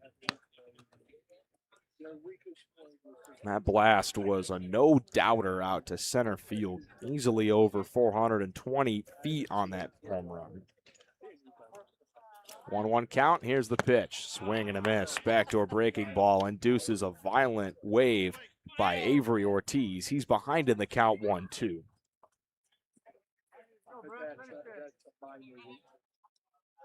Bruce Littleton looking to close out his first frame on the Cape. 1-2 on its way. Chopped foul down the third base line, and Avery Ortiz stays alive in the at-bat. 1 run on 3 hits, 1 error for the Harbor Hawks. 11 runs on 8 hits, no errors for the Yarmouth Dennis Red Sox.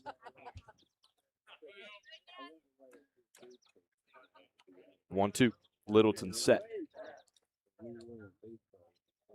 Deep breath, now the high leg kick and the fire. Fastball just misses upstairs to Avery Ortiz.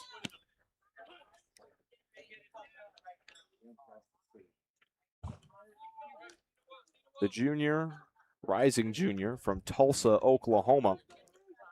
Already with 3 runs batted in on the day. He's 1 for 2. 2-2 on the way from Littleton. Slider misses down and in.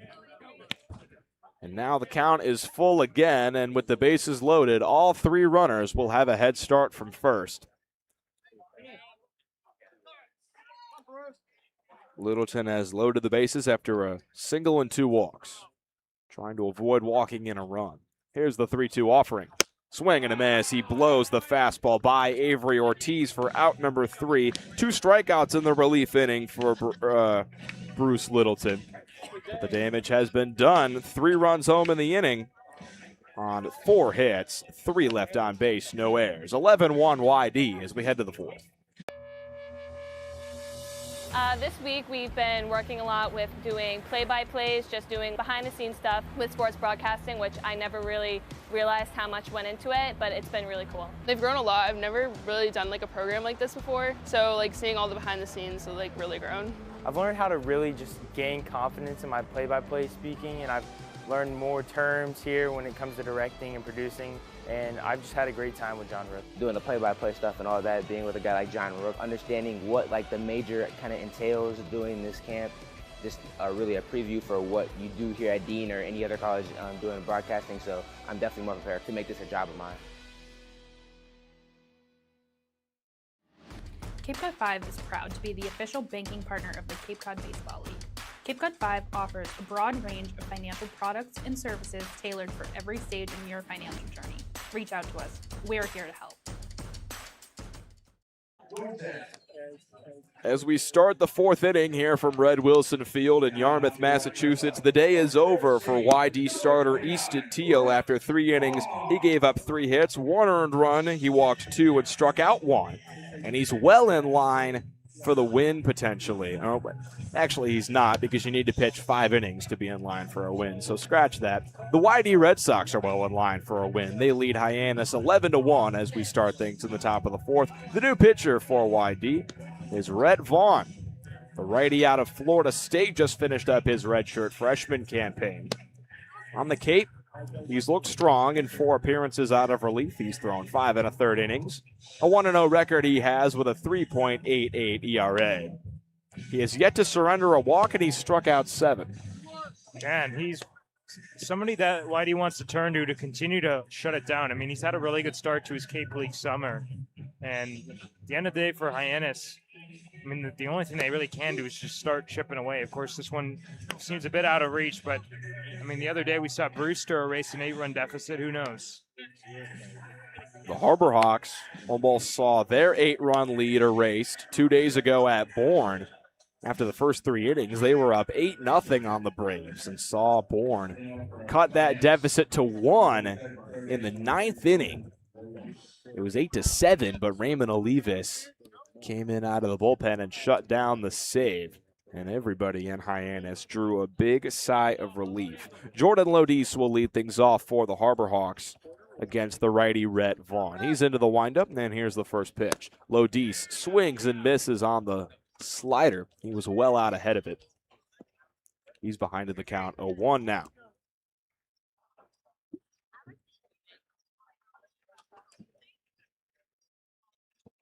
0-1 on the way. Misses in the dirt. Lodis even in the count at 1-1.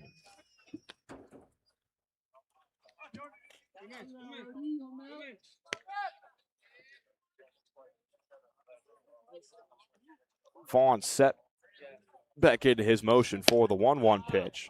Fastball misses just outside to Lodis. He played 55 games during his freshman year at UCF, where he had 45 hits, 5 home runs. 2-1 fouled away into the third base dugout. There's one thing you can bet on. It's Lodis will put up a good at-bat. Incoming Yellow Jacket. He will be transferring to Georgia Tech for his sophomore year. On the 25th against Harwich, he had 4 hits as he lines one deep out toward left field. Ranging back, Caleb Daniel. He crouches down and makes the catch. Belt high.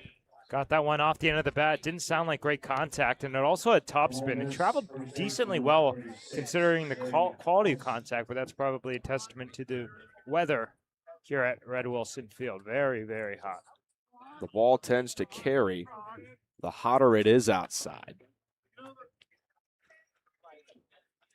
That's why you don't see too many home runs hit during cold weather games. First pitch to Trey Hawsey, shot over to first base, but gloved on the backhand by Tommy Gooden. He'll walk things to the bag himself for out number 2 here in the top of the 4th. It's a nice defensive play right there. Kind of reminds me of the play that Hawsey had in the last half inning, where there was one just hit on the screws. Wasn't able to glove it down cleanly, but this time Whitey is able to make the catch. JP Head will step into the box from the right-handed side. He's one of 3 Harbor Hawks to record a hit today. Vaughn into the motion. Pitch crosses the plate for a strike. JP Head doubled to the left center field gap in his first at-bat. 0-1. Head watches it bounce in the dirt for a ball. 11-0 Red Sox as we work into the top half of the 4th inning from Red Wilson Field. Reed Vaughn back into, and he fouls one away. Rhett Vaughn.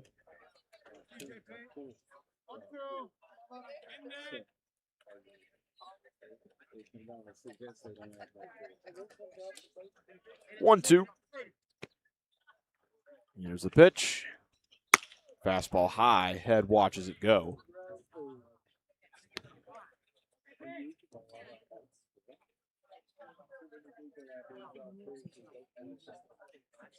Two.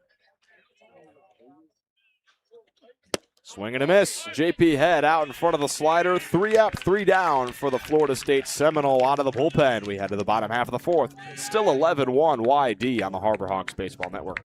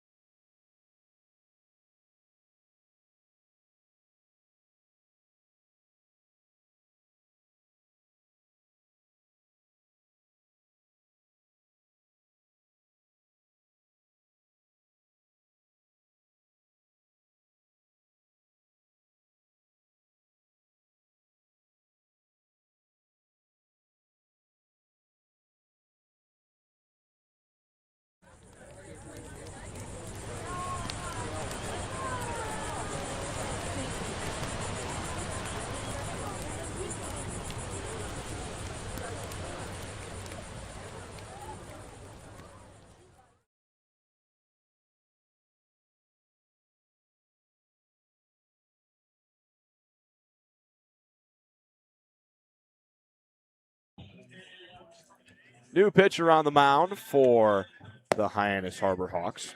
It's number 19. It's Sax Matson out to eat some innings, down 10 runs here in the bottom half of the 4th. 1 inning pitched for Bruce Littleton out of the bullpen. He gave up 4 hits and 1 earned run. He walked 2 and struck out 2.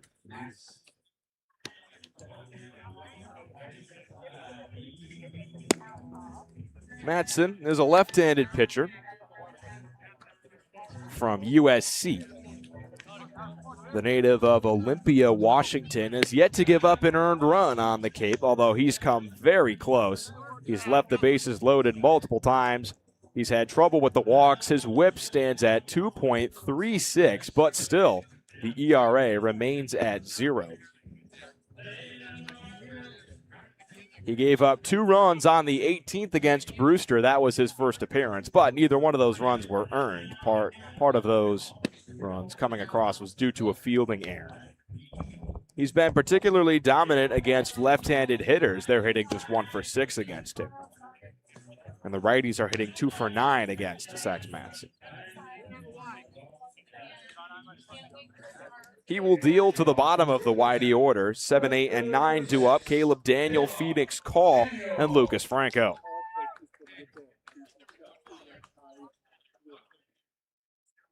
Sure, Mitch Carricker wants to get some long relief out of him. Madsen told us the other day that he's trying to work extra innings. He's mostly a 1-inning guy at USC. His last appearance against Falmouth on the 29th of June, he did throw 2 innings, gave up 2 hits. And despite the 3 walks, he did not surrender an earned run. He'll work lefty on lefty against Caleb Daniel. First pitch is a fastball that misses down in the zone for ball 1. Now both appearances on the Cape, he's walked the bases, or 2 out of 3. He's walked the bases loaded, but it's gone out of the jams. 1-0. Skips away to the backstop. Madsen pulled the fastball too much, down and away.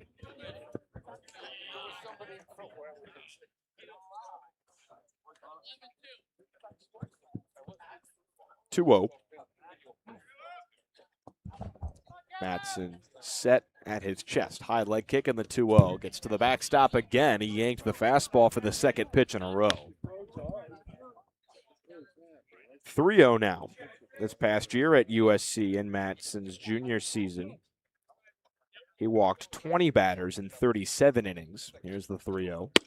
Fastball this time finds the zone for a strike. On the Cape, he has 8 walks surrendered in 4 2/3 innings. He's trying to battle back in the count against the 7-hitter Caleb Daniel. Lefty on lefty. Here's the 3-1. Fastball misses low. A leadoff walk for YD. We'll start things in the 4th. And walks at USC weren't a huge issue. I mean, it's kind of what you'd expect from a college pitcher, a 4.6 walks per 9, but for whatever reason, Sax has just really struggled here on the Cape, commanding the zone.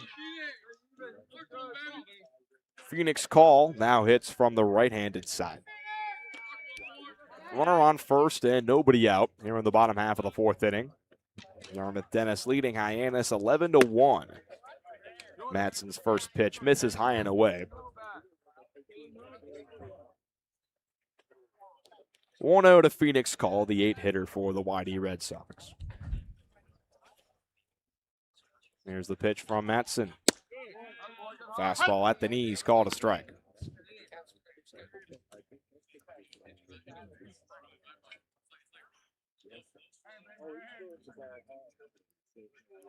(1-1). Madsen, deep breath, now the pitch. It runs inside and hits Phoenix Call on the back of the leg. He was trying to jump out of the way of that one. Instead, he'll have a bit of a painful ride to first base, but he's jogging down there relatively quickly, so he looks to be okay. It's got to be frustrating on the hill. He's able to battle back at a strike in there, but then just kind of yanked that one. That tells me that he came down a little too early. Arm was lagging forward. Here's Lucas Franco. He took Bruce Littleton deep in his second at-bat of this one, a towering 3-run blast to center field. He's looking to do some more damage against a left-handed pitcher. Runners on first and second and nobody out. Sax Madsen delivers the first pitch. Fastball belt high, called a strike.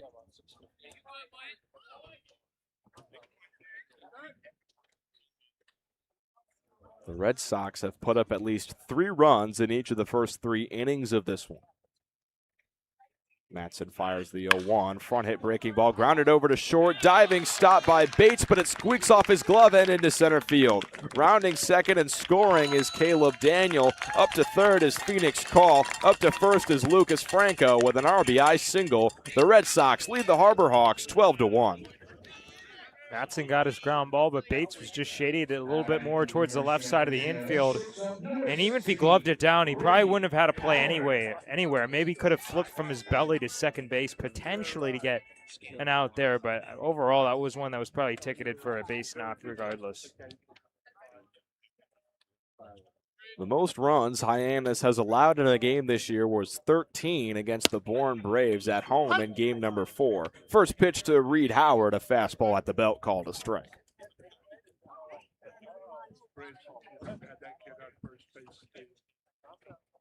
$12-1 YD, 0-1 count on Howard. Pitch is fouled away. Howard just barely got a piece of that ball on the front end of his swing. And he's behind 0-2.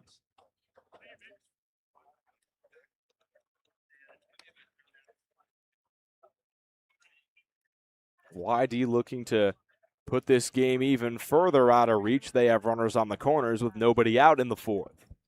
Matson delivers the 0-2, and he just misses outside.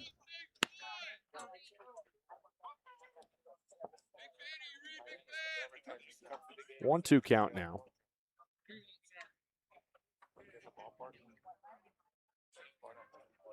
Matson looks over at third where Phoenix Call is standing. Now he's set, and here's the 1-2.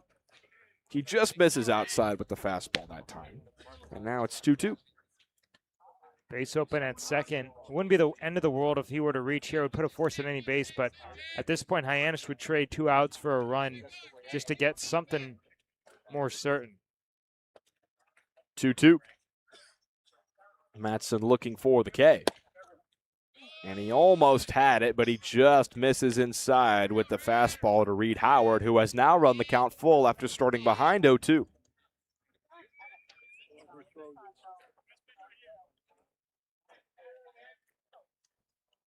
Payoff coming. Matson into the deal. Fouled straight back off the netting by Reed Howard.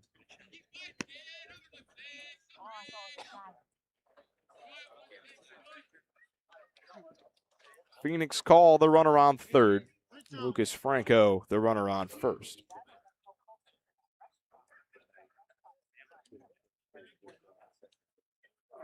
Three-two. Here's Matson. Swing and a miss. He blows the fastball by Reed Howard for the first strikeout of his relief appearance. And now Hyannis just 1 pitch away of getting out of this jam. But of course, YD tends not to give anything free, is where you have a pinch hitter coming up. The YD Red Sox will turn to a pinch hitter off the bench. It's the lefty, Dante Vicini. He'll pinch hit for Brock Kettleson. Still a left-handed hitter who will hit against the left-handed pitching Sax Matson. Runner goes for second, throw down by Embry, not nearly in time as Lucas Franco steals second base. And now YD staying out of the double play, playing their cards exactly the way they should be.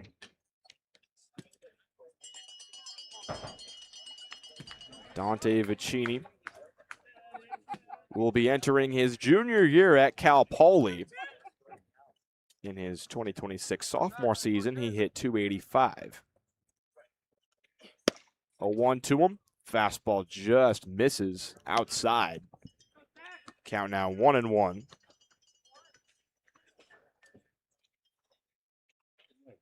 Vicini mostly plays in the outfield. He hits left-handed, but he throws right-handed.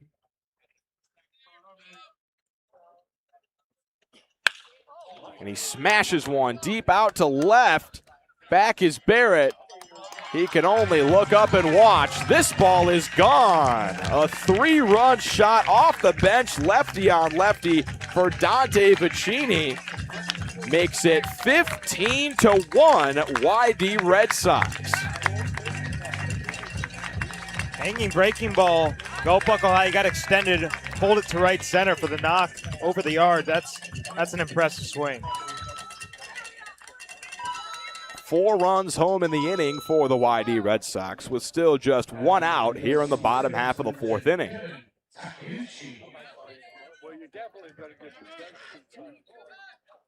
This is by far one of the best hitting performances we've seen from any team on the Cape, and this one is blasted off the bat of Kevin Takeuchi. It's over the left field wall for back-to-back home runs. 16-1 Red Sox. That's teammate on teammate crime. These guys pals at USC, enemies right now. A little Trojan on Trojan crime as Sax Matson has been hit hard in this 4th inning.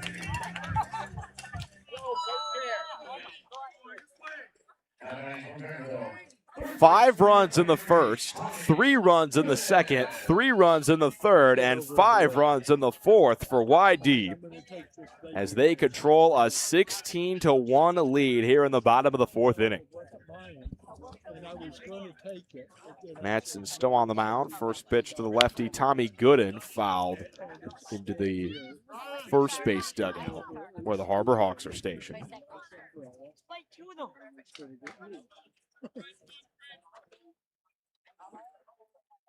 These two will run things back tomorrow on the 4th of July with the Harbor Hawks being the home team. Here's the 0-1.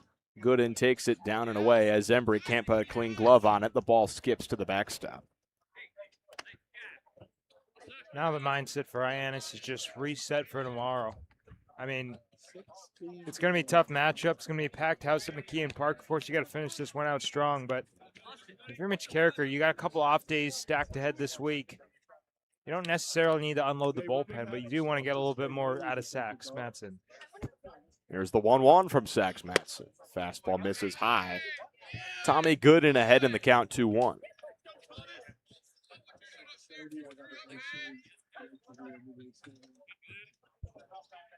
Matson looks down at his glove. He has the pitch he likes in his glove. And here's the 2-1. Big breaking ball on the front hip of Tommy Gooden, but it just misses high. 3-1 now the count.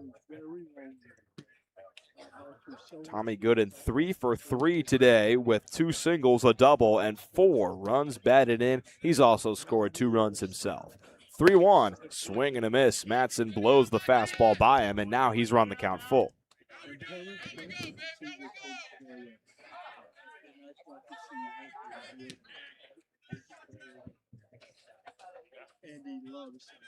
Three, 2. Matson set. High leg kick. Here's the payoff. Check swing. Full swing called by our plate umpire, Tommy Gooden, by way of the forward-facing K.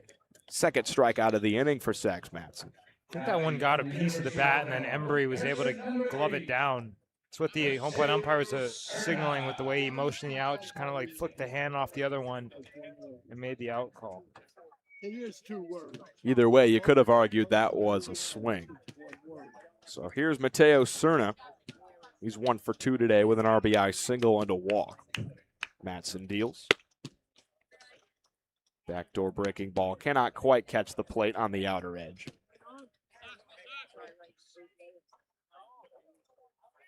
One run on 3 hits, 1 error for the Hyannis Harbor Hawks. 16 runs on 11 hits, no errors for the YD Red Sox. 1-0 on the way from Matson, swing and a miss. He pulled the string with another backdoor breaking ball, and Cerna early on it for the swinging strike.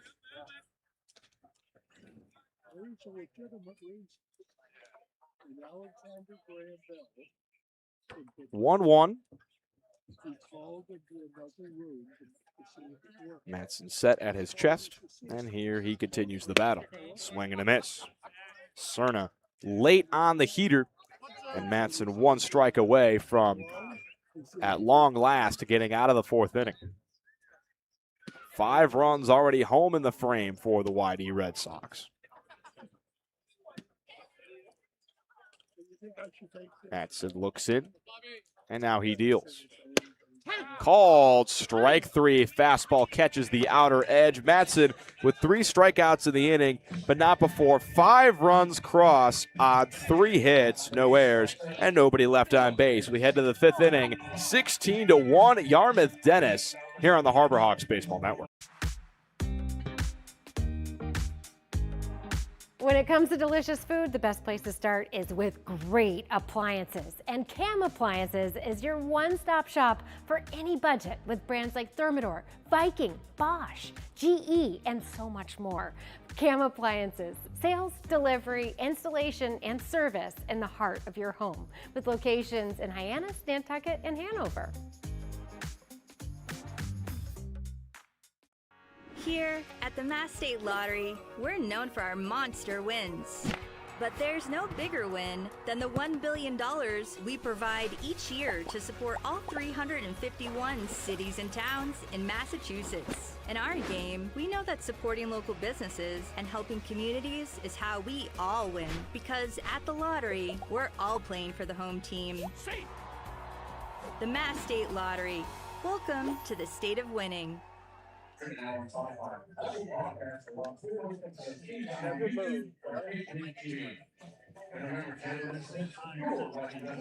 Top half of the 5th inning set to start here from Red Wilson Field. It's been all YD Red Sox today. They lead the Hyannis Harbor Hawks 16-1. It'll be 9-1-2 due up for Hyannis. J.C. Davis, Liam Barrett, and Sax Jimenez. Alongside Max Schwartzberg, I'm Quincy Bell. Max, these two teams play tomorrow, so Hyannis will have another shot at YD on the 4th of July coming up. So what do you take from these next couple innings with the game kind of firmly out of reach? I think it comes down to putting down good at-bats, but also just, I mean, I know it's an obvious take. You got to limit free passes. If they're going to keep hitting you, if you're putting the ball in the strike zone, so be it. But a lot of these runs, while they are coming off hits, are the result of free passes, setting up the table with opportunities with guys on base.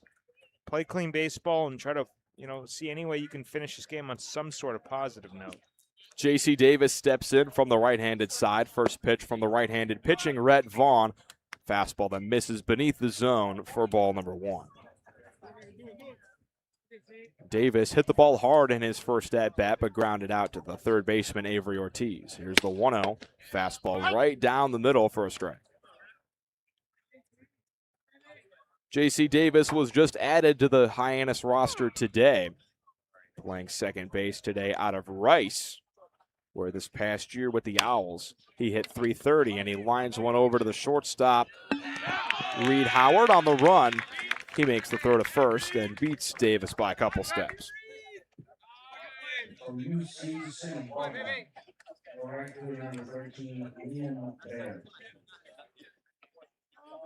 That'll bring up Liam Barrett, as the Hyannis order has now completed 2 times through the batting order.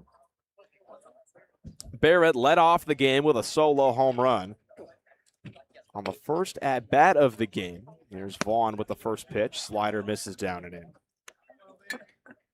But since then, 16 unanswered runs by the YD Red Sox as they lead Hyannis by 15. They're in the visiting half of the 5th. Vaughn kicks and fires the 1-0, fouled straight back behind home plate over the press box and into the parking lot.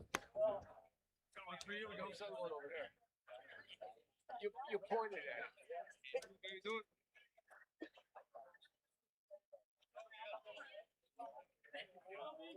Vaughn back into his motion, 1-1. Barrett swings and misses. He's out in front of the backdoor slider. 1-2 count now to the UC Santa Barbara Gaucho. I mean, these innings are just so different. Whitey jumps ahead quickly. Hyannis doesn't have a chance. They issue a lot of free passes on the other side. 1-2 runs inside and hits Barrett just above the knee on his right leg. So he'll have a bit of a painful walk to first as he stretches out that right knee.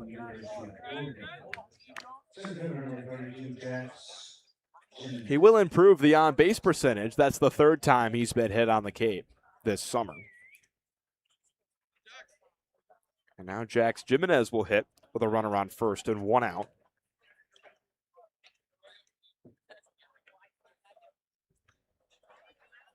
Rhett Vaughn set at his belt. Out of the stretch, first pitch. Fastball blown by Jimenez. He's well late on the swing. 0-1 the count to the Oregon Duck.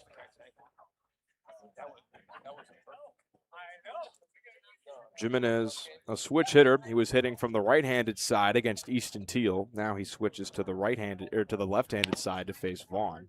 He fouls one straight back off the chest protector of the catcher, Mateo Cerna. And he's behind in the count 0-2.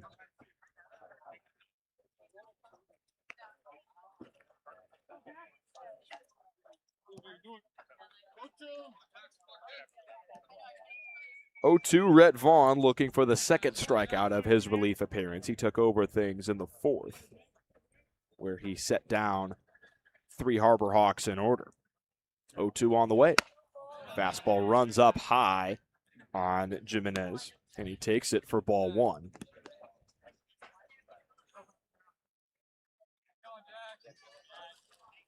Small lead over at first for Liam Barrett after he got hit by the pitch. 1-2. Vaughn taps the left foot 3 times, and now he fires. Swing and a miss. Jimenez caught fishing on the slider in the dirt. Second strikeout of the relief appearance for Rhett Vaughn. And now there's 2 out with 1 on for Matt Einish to hit. Got him on the breaking ball right there. Really nice pitch. Started it in the zone. It just fell off. Hyannis hitters have only struck out 3 times today here in inning number 5. First pitch to Einish. Backdoor breaking ball. Comes back over the plate for a strike. Einish 0 for 2 today with a strikeout. Barrett leads off of first, looking into the sun behind third base. 0-1 on the way from Rhett Vaughn. Skied a mile high in the air towards straightaway center field. Phoenix Call takes a couple of steps towards his left, and he makes the catch with 2 hands above his head to retire the side in the 5th. No runs on no hits, no errors, and 1 runner left on base for Hyannis. We head to the bottom half of the 5th. 16-0 Red Sox on the Harbor Hawks Baseball Network.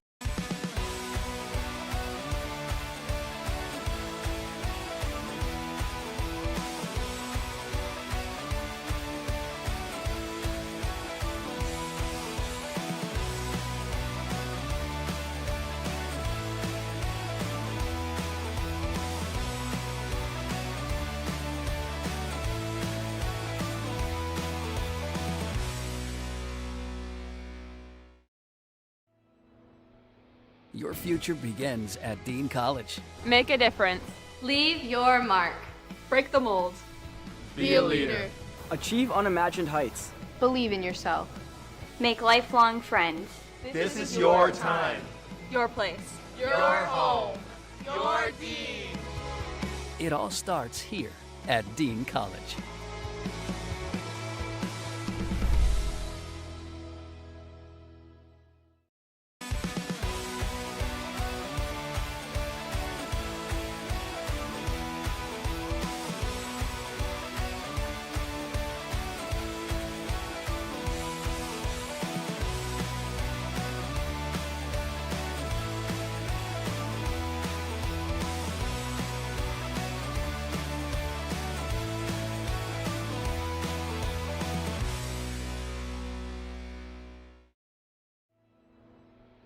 Your future begins at Dean College. Make a difference. Leave your mark. Break the mold. Be a leader. Achieve unimagined heights. Believe in yourself. Make lifelong friends. This is your time. Your place. Your home. Your Dean. It all starts here at Dean College.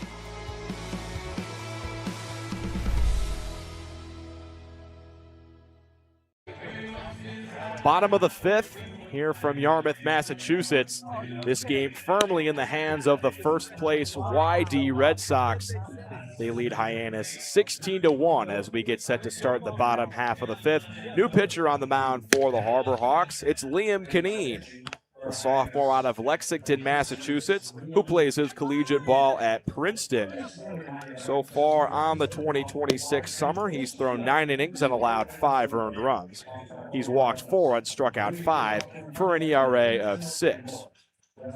This will be his 4th appearance on the Cape. He's made 1 start. He has a record of 1-1. His last time out against the Orleans Firebirds on June 28th, he threw 4 innings, gave up 3 runs on 2 hits, 1 walk, and he struck out 4. Yeah, that last appearance against Orleans was sort of a similar spot. At least by the end of the game, it wasn't much to write home for the Harbor Hawks, but he gave the Harbor Hawks 4 innings where the bullpen got a chance to rest a bit. And with this game likely ending in 7, you could definitely see him pitch the rest of this one as well. Well, we just heard God Bless America be performed between the top and bottom half of this 5th inning. Normally that happens during the 7th inning at YD Red Sox home games, but with this game very likely to end after 7 innings due to the 10-run mercy rule, YD thought that they would get it in during the 5th. It's a fair adjustment, especially at this point. It's time to turn the page to tomorrow. Might be, I know I asked you after that Orleans game, could draw a positive for Hyannis. The positive this time might be that you have YD tomorrow and a chance right away to get back. On the hitting side for Hyannis, they haven't looked too bad. Through 5 innings, they've only struck out 3 times. They've drawn a couple of walks, and they've had their chances offensively. But on the pitching side, the YD Red Sox have scored 16 runs on 11 hits. They scored 5 in the first, 3 in the second, 3 in the third, and 5 in the fourth. They're looking to continue the onslaught in the 5th as Avery Ortiz steps in for the right-handed side to lead things off. First pitch from Liam Canine. Fastball misses way upstairs, and Ortiz has to limbo out of the way of the pitch. We talked about Sax Matson having a 0 ERA entering his appearance. That's up to 7.94 after 5 earned runs, which feels a bit more in line with the control issues that he's been able to work out of ahead of this appearance. 1-0 from Canine, fouled straight back over the press box and out of play into the parking lot where it just hit somebody's station wagon. It's the beauty of Red Wilson Field. You pull up, first 2 rows of the parking lot are completely clear. 1-minute walk to the field. It's clear for a reason. And some fans don't really put it together until it's too late. 1-1, swing and a miss. Slider in the dirt to Avery Ortiz. He's behind 1-2. That was a loud crack on the top of that car, and you could hear a bunch of the fans go, ooh, glad that's not my car. 1-2 the count on Avery Ortiz. Liam Canine looking for a strikeout in his first at-bat out of the bullpen. Front hip slider misses down below the zone against Avery Ortiz. Count now even at 2-2. Good idea from Canine, heading the count, using that pitch there. 2-2, Canine comes set. He taps the left foot twice, and now the righty deals. Swing and a miss. He catches Ortiz out in front of the breaking ball again. 1 batter, 1 strikeout for Liam Canine. That previous pitch set that up for the strikeout. Caleb Daniel will now hit from the left-handed side. Like many of his Red Sox teammates, he's had a strong day today. He's 1 for 2 with a double and a walk. He scored 2 runs today. Canine, first pitch. Hot shot over to first. It hits off the base, and it squeaks into shallow right field for a base hit. The first baseman, Trey Hawsey, had that one lined up, but the ball hitting the base itself caused it to pop way up in the air, and it caught the first baseman off guard there. It's just one of those games. Of course, everything going right for the Red Sox, and that was hit on the screws. Would have been a tough play for Hawsey, but just popped straight up in the air off the base. Phoenix Call will now step in with a runner on first and 1 out here in the bottom half of the 5th inning. Canine looks down, now looks up, now comes to the plate. He skips the fastball in the dirt on pitch number 1. 16-1, Yarmouth Dennis Red Sox, as this game has gotten well out of hand here from Red Wilson Field. The YD Red Sox are up by 10 runs after the 7th inning. This game will be over. 1-0 from Canine. Fastball catches the outer edge for a strike.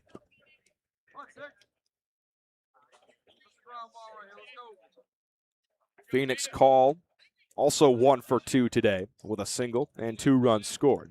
He was hit by a pitch in his other plate appearance. 1-1.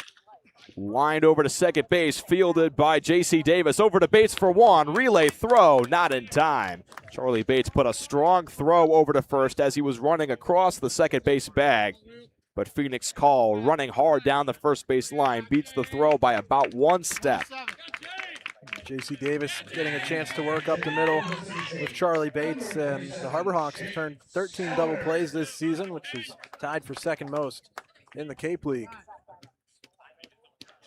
The fielding today has been overall pretty solid for Hyannis. They've only made one error, and that was by J.P. Head in left field during inning number 2, and he just lost that ball in the sun. The sun was beginning to set behind the first base line, and it just gave the left fielder a tough view. And unfortunately, after the 2-out error, 3 runs came around to score for Yarmouth Dennis afterwards. First pitch from Liam Canine to Lucas Franco is swung on and missed. It's actually a pinch hitter for YD. It's Jake Souders who will hit from the right-handed side, not the lefty Lucas Franco. 0-1. Bounces in the dirt. John Embry thought about a pickoff throw over to first, but Phoenix Call will walk back in safely.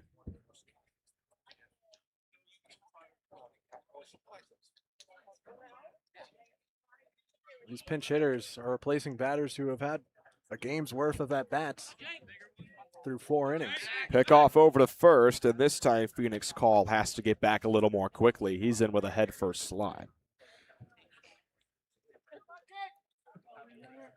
Runner on first, 2 out, bottom half of the 5th inning. YD leading Hyannis 16-1. Canine looking for Hyannis' first scoreless frame as this one is powered down the line and right, but it'll slice out of play. For Lucas Franco, he was 2 for 3 with a stolen base. 4 RBIs. How greedy can you be? Hand it over to the next guy off the bench. Get some reps at the plate. 4 runs batted in for Franco after his home run and single. 1-2 to Jake Souders. And here's Canine. Grounded over to third, past the dive of Jordan Lodis and into left field for a base hit. Jake Souders off the bench. He's 1 for 1 today as he joins in on the hit parade. 13 hits on the day for the Red Sox. We've said it plenty, but it doesn't take long to realize why this team's 14-1-1. Another pinch hitter here. Timon Alfie will hit from the left-handed side off the bench, replacing the YD leadoff man, Reed Howard.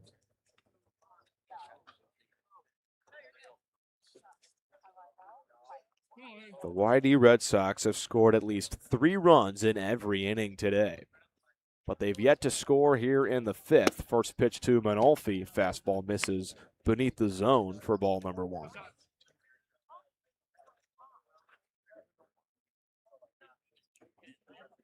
(1-0), Canine looking in. He has the sign from his catcher, John Embry. And now the 1-0. On the ground over to second, fielded by J.C. Davis. He'll crow hop and throw over to first for the out. Hyannis puts up their first scoreless frame of the game, but they still trail by 15 runs as we head to the top half of the 6th inning. You can make any bat feel lighter by adding a velo puck knob. Instead of having to go get a whole entirely new bat, you can simply add the puck to it. Players can use this with any bat. It's basically going to shift the weight of the bat a little bit more towards the hands. Players are able to hit the ball a lot harder just by simply adding the puck on.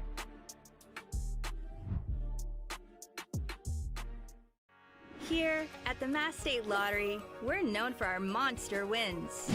But there's no bigger win than the $1 billion we provide each year to support all 351 cities and towns in Massachusetts. In our game, we know that supporting local businesses and helping communities is how we all win. Because at the lottery, we're all playing for the home team. The Mass State Lottery. Welcome to the state of winning. 16-1, the lead for the Yarmouth Dennis Red Sox as we look to start things here in the top half of the 6th inning alongside Charlie Adams. My name is Quincy Bell. Still on the mound for the YD Red Sox, it's Rhett Vaughn. He's out for his 3rd inning of work. Through his first 2 innings, he has set down 6 hitters and only allowed 1 hit by pitch. It'll be 4, 5, and 6 due up for Hyannis this inning. John Embry, Charlie Bates, and Jordan Lodice. If anyone gets on base, Trey Hawsey will have a chance out of the 7th spot in the order. Hyannis started this game hot. Liam Barrett, the first batter of the game, smashed a home run down the right field line. 1-0 Hyannis after the top of the first. But then the YD Red Sox put across 5 runs in the first, 3 runs in the second, 3 runs in the third, and 5 runs in the fourth. They did not score any runs this past 5th inning. And Hyannis needs to score 5 runs to make this a 10-run deficit and avoid being mercy ruled after 7 innings. First pitch to John Embry, smashed deep in the air, down the left field line, curling. If it stays fair, it's gone. It's just foul to the left of the left field foul pole. John Embry had a long look at it down the first base line and a smile to the dugout for the Harbor Hawks on the first base line as well, as that ball was crushed well over the pole, a short foul pole here at Red Wilson Field. It's 345 down the line in left, and that ball was easily over 400 feet, but it just hooked foul off the right-handed bat of John Embry. Reed Vaughn back into the windup. Embry swings and misses. He's late on the heater and behind 0-2. He was looking for a repeat of the first swing. Down 15 runs, John Embry is going to get his big cuts in right now. 0-2. Slider misses down and away. Embry spits on it, and the count now 1-2. Embry has yet to record an official at-bat today. He walked in the first inning and walked in the 3rd inning. Here's the 1-2. Half swing, appeal to first, full swing, and John Embry down on strikes. Red Vaughn went back to the breaking ball, running down and away from Embry, and he just couldn't quite hold up the bat with 2 strikes. Frustrating at bat after nearly going deep. But it's been a frustrating game for the Harbor Hawks. Here's Charlie Bates. The lefty will work against the righty Red Vaughn. First pitch to him, a backdoor breaking ball, but it just misses high above the zone to the lefty. These 2 teams will get to play each other tomorrow on the 4th of July. 1-0 from Vaughn. Breaking ball misses inside to Bates. So Hyannis will get another crack at these YD Red Sox. Tomorrow's first pitch will be at 5 p.m. The only game this season at McKeon Park not starting at 6 p.m. 2-0 to Bates. The fastball skips in. Bates spits on it in the dirt, and the count now 3-0 to the Stanford Cardinal. Charlie Bates looking to get on base for the first time today, and he watches a fastball go upstairs near his eye level. And Bates still 0 for 2 today, but he does have a walk to show for his ledger.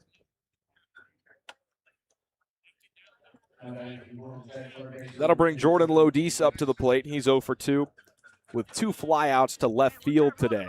In both of them, he gave the ball a pretty good ride, but it just hung up enough for the left fielder, Caleb Daniel.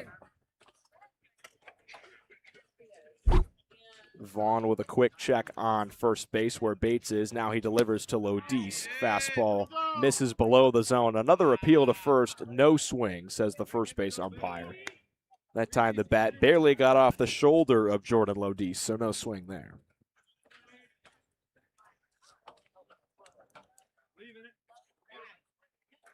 Bates shuffles off of first. Vaughn set, taps the right foot 3 times, and now he fires. Fouled away by Lodice. He chops it towards the third base dugout. A lot of guys have been going to the same places in both of their at-bats here. Charlie Bates grounded out to shortstop twice, and Jordan Lodice flew out to left field twice.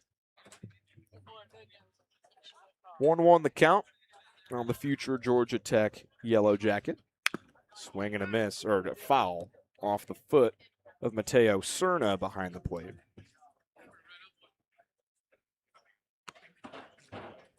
One, 2 the count now.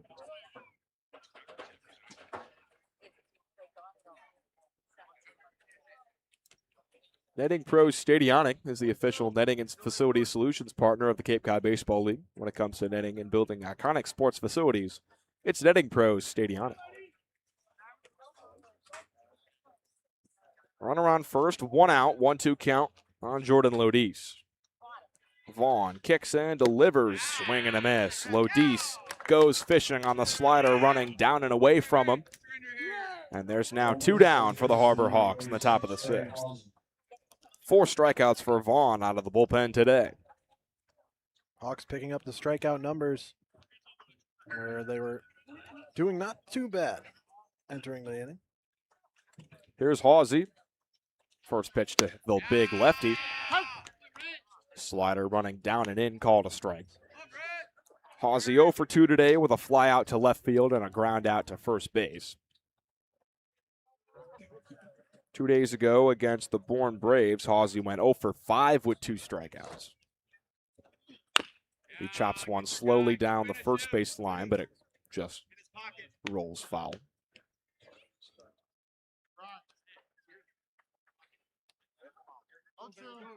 Oh-2 now on Hawsey. The rising junior will be taking his talents to Ole Miss via way of the transfer portal from Louisiana Tech. 0-2, skied in the air down the third base line, but slicing out of play.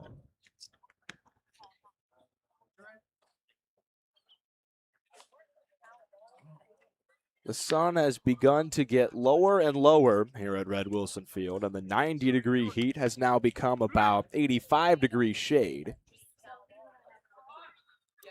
No lights here at Red Wilson Field, so we can only be playing while the sun is still sort of up. 0-2. Hawsey watches the fastball go, and it misses just inside. Count 1-2.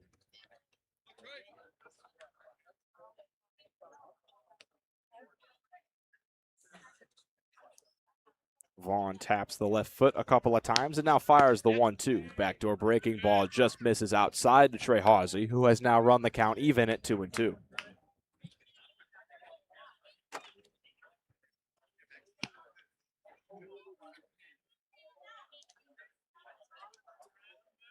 Two. Bates on first. 2 out. Rhett Vaughn fires to Hawsey. Fastball, inner edge. Called a ball, and Rhett Vaughn really thought he had strike 3. He did a couple of pirouettes on the mound and started to jog his way over to the third base dugout. But he'll have to go back onto the rubber for a payoff pitch to Trey Hawsey. That was one of the more confident walk-offs we've seen from a pitcher this season. 3-2, and here it is. Hawsey dribbles one foul along the first base line, and it bounces into the Harbor Hawks dugout.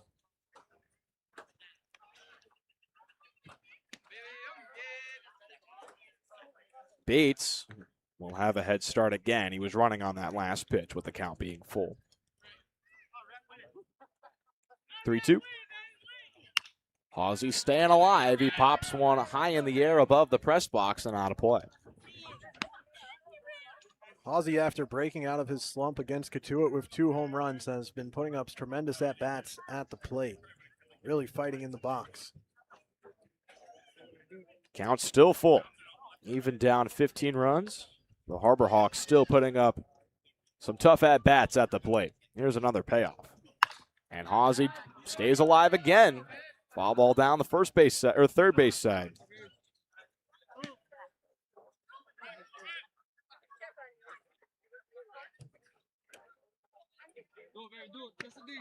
Still 3-2 the count on Trey Hawsey. Another pitch from Rhett Vaughn, misses down and in after the long 10-pitch at bat. Trey Hawsey earns a walk.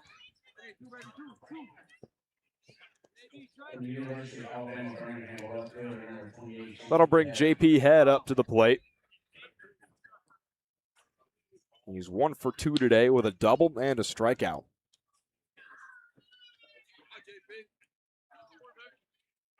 He made a costly error in the second inning, dropped a fly ball after it got lost in the sun. Swing and a miss. Slider running away, but hard to blame him for that with the sun being very tough and how many runs were scored after that. A tough play and now just a little asterisks in this game. 0-1. Half swing, appeal to first. Full swing on JP Head. He's now behind in the count. 0-2. Vaughn has alternated between strikeouts and walks this inning after the walk to Hawsey. He might be due for a strikeout here on 0-2. JP Head looking to prevent that. Fastball misses high.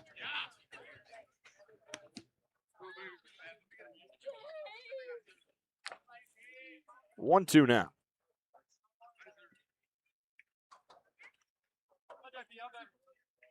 Rhett Vaughn set at the belt.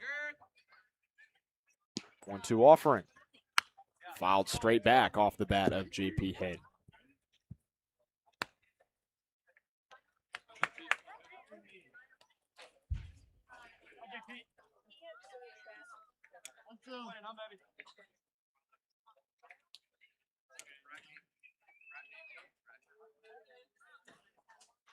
One, two. Head staying alive. He fouls one straight back. Keeping the Hyannis ball boys busy. About a repeat of the last foul ball. Another Harbor Hawk not going down easily. 1-2. There's pitch. Slider misses down and away to JP Head, and once again, Rhett Vaughn confidently thought the inning was over. Vaughn might have to get this on a swing, the way it's gone. JP Head has some great plate discipline up there.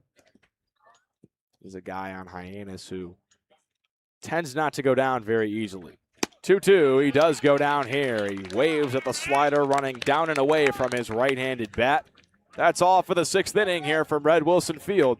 Or for the top of the 6th, we head to the bottom half. But before we do that, we'll send things over to our very own sideline, Sam Guarini.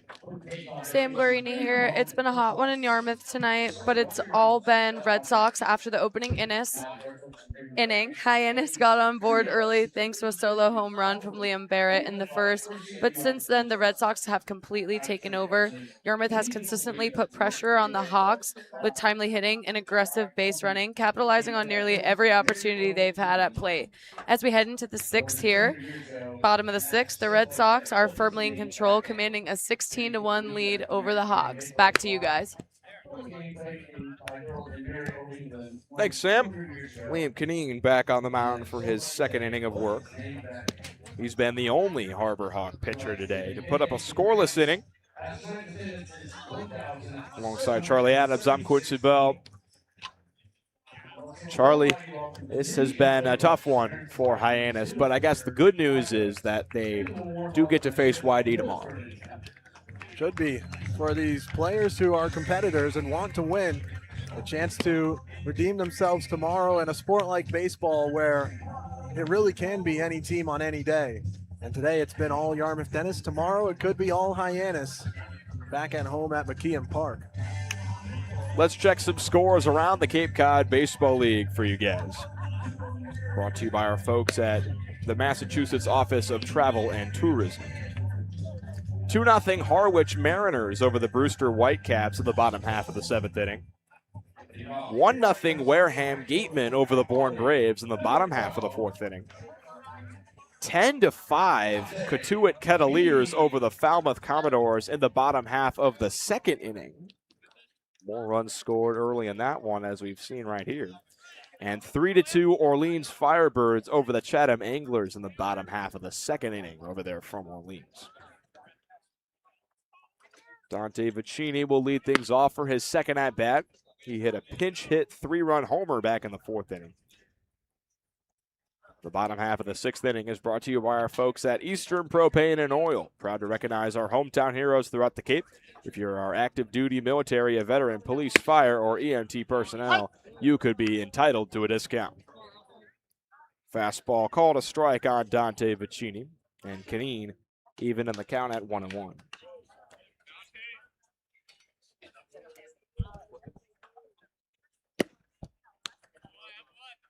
One misses. It's now 2-1.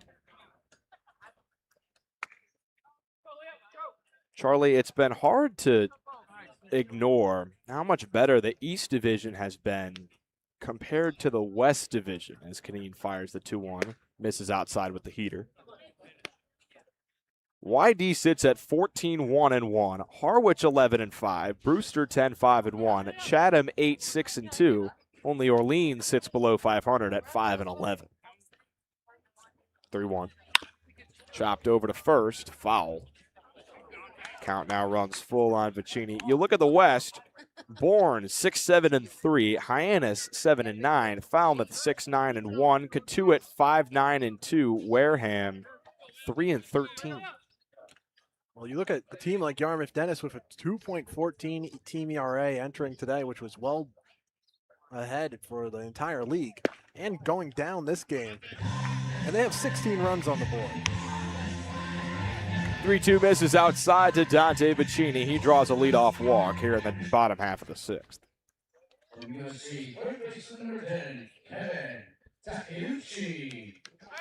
Here's Kevin Takeuchi, who's had quite the day today. He scored 3 times off of a walk, a reached on air, and a solo home run his last time up in the 4th. First pitch he sees from Canine, front hit breaking ball, just misses high.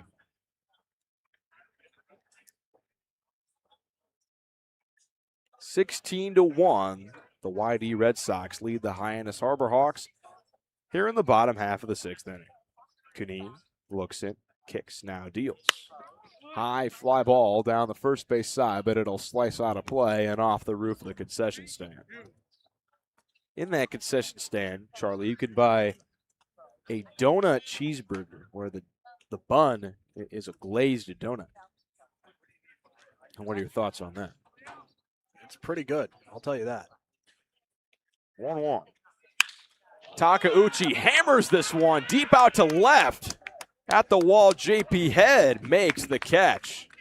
That one was one of the hardest hit balls we've seen all day, but just too much on a line that time from Takeuchi. Not enough launch angle. Even the outs are loud. Back to the donut burger. Some people who sell donut burgers give you 2 glazed donuts, one on the top, one on the bottom. That's too much donut. The donut burger here at YD is a split donut between the burger, which is the perfect amount of donut to burger. It's a good product. Well, we'll be coming here again. Each Cape League team visits each ballpark at least 2 times throughout the season, and I think the second time we're here, I'm going to give it a go. Canine fires first pitch to Tommy Gooden. Fastball misses down and in. Today has just been so hot. It was 95 degrees at the start of this game. It felt like over 100 with the humidity. It just didn't. It wouldn't seem right to chow down on a cheeseburger with a glazed donut as the bun. Foul ball down the third base side. Even in the count, 1-1, Tommy Gooden. I don't know. I just don't want to do that on a piping hot day, but I do want to try it. So the next time we're here, I'll make sure I get one.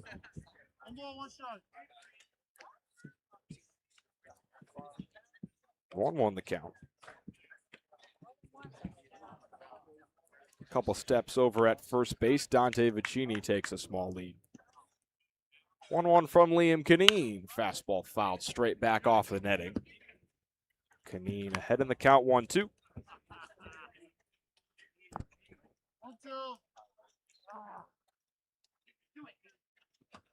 Netting pros Stadionic really did their big one with this net here at Red Wilson Field. It's catching everything here. It's very nice. The netting extends all the way down near both foul poles, and it's just a nice soft little tap whenever the ball is hit hard off of it.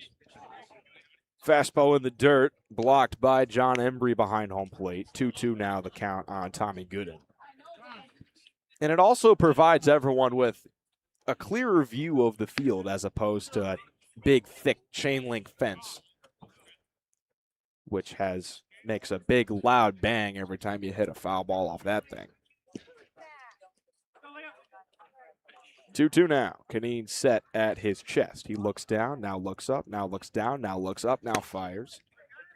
Fastball misses high. The count now full on Tommy Gooden, who's had quite the day today.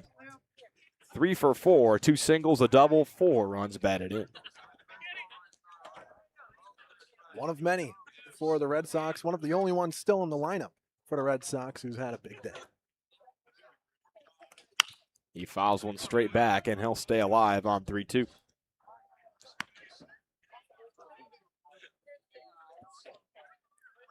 The YD Red Sox now working on their 5th time through the batting order in the 6th inning. Their leadoff man, Reed Howard, came to bat 5 times in 5 innings. Pick off over to first. Vicini back standing after a soft throw from Canine.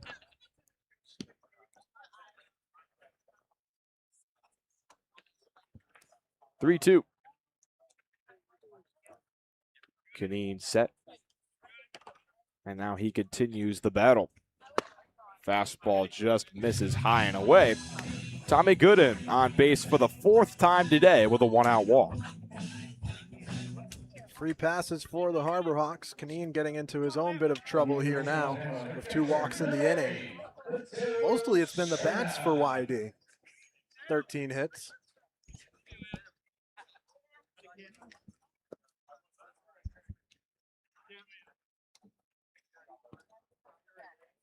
Mateo Cerna will now dig in. He's 1 for 3 today with an RBI single and a walk drawn. Canine misses with the backdoor breaking ball on pitch number 1.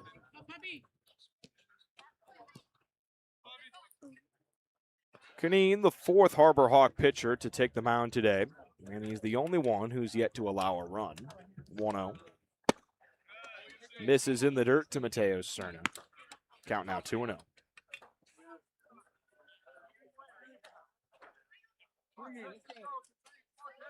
Runners on first and second, 1 out. Here in the bottom half of the 6th inning, Red Sox lead the Harbor Hawks 16-1. Canine kicks and deals for the 2-0. Fastball misses high and away. 3-0 now the count on Cerna.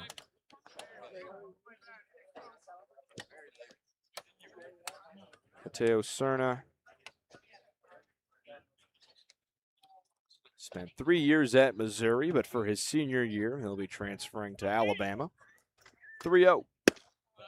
Called a strike, fastball on the outer half. Now would be a gracious time to spin a double play here. Harbor Hawks will have 3 more outs to try to scrape their way back within 10. Just get out of this frame. 3-1. Canine set. Looks back the runner on second. Now he fires out of the stretch. Fastball at the knees, called strike 2.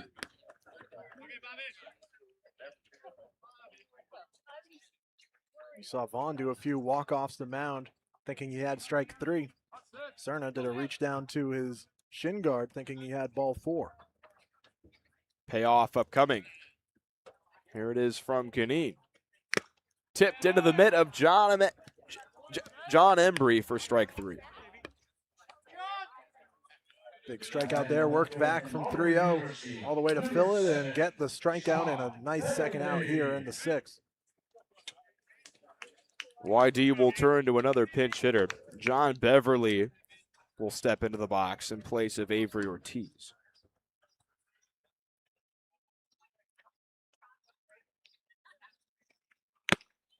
First pitch again, fouled into the mid of Embry for strike 1.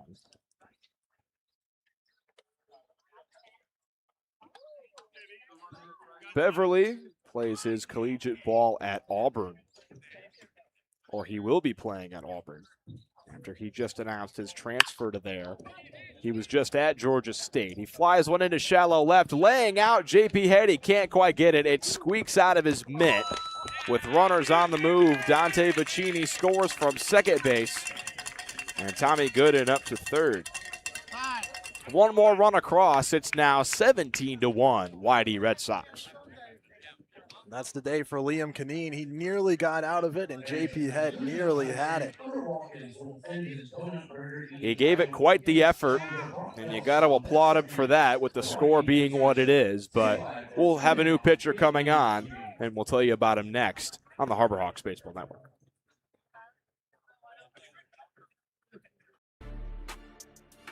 You can make any bat feel lighter by adding a velo puck knob. Instead of having to go get a whole entirely new bat, you can simply add the puck to it. Players can use this with any bat. It's basically going to shift the weight of the bat a little bit more towards the hands. Players are able to hit the ball a lot harder just by simply adding the puck on.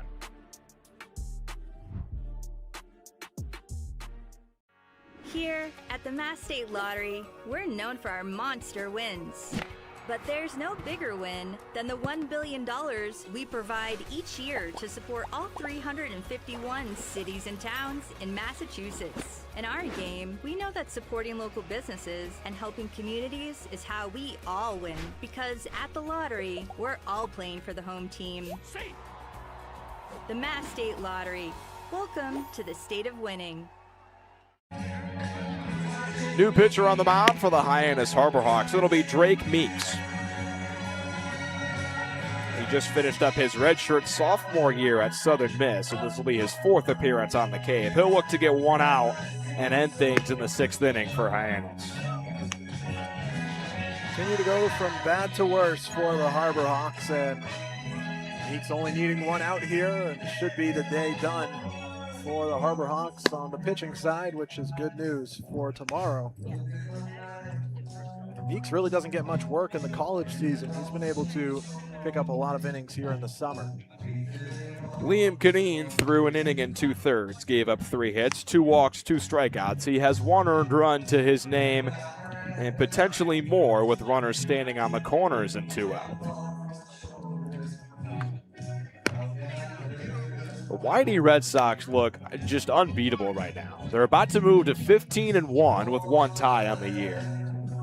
The only thing they really need to be worried about is with how much turnover happens in the Cape League, could they be a new team with not as many of these great players by the time the playoffs come around? Because they're close to clinching a playoff spot, I mean, very soon, mathematically speaking.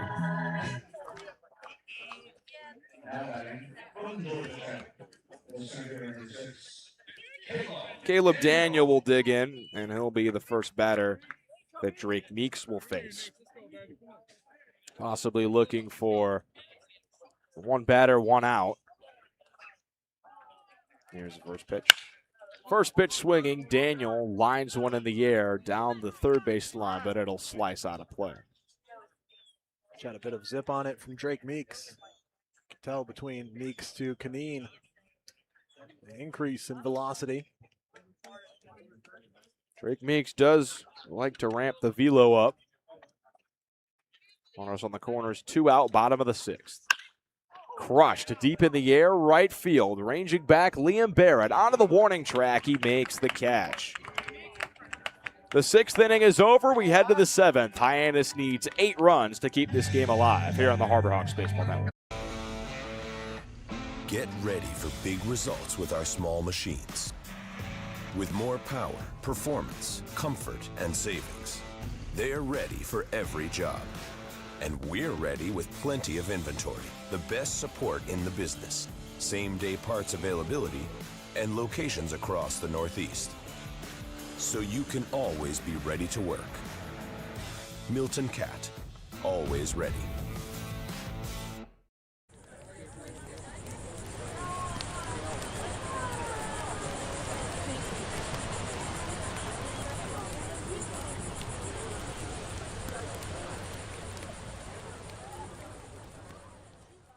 If you can dream it. As the sun continues to set here at Red Wilson Field, we start the top of inning number 7 with the YD Red Sox leading the Hyannis Harbor Hawks 17-1. New pitcher on the mound for the YD Red Sox. Red Vaughn was the last pitcher of record for YD. He threw 3 innings, did not give up a hit, no earned runs either. He walked 2 and struck out 4.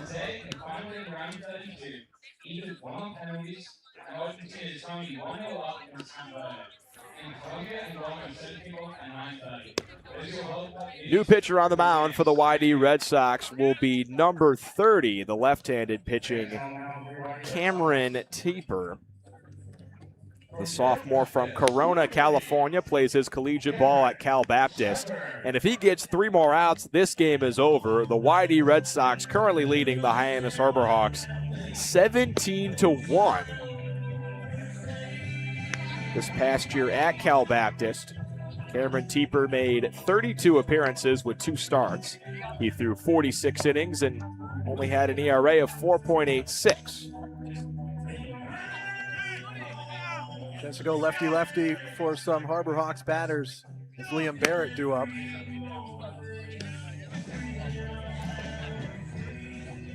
Nine, 1, and 2 due up for the Harbor Hawks. J.C. Davis, Liam Barrett, and Jax Jimenez.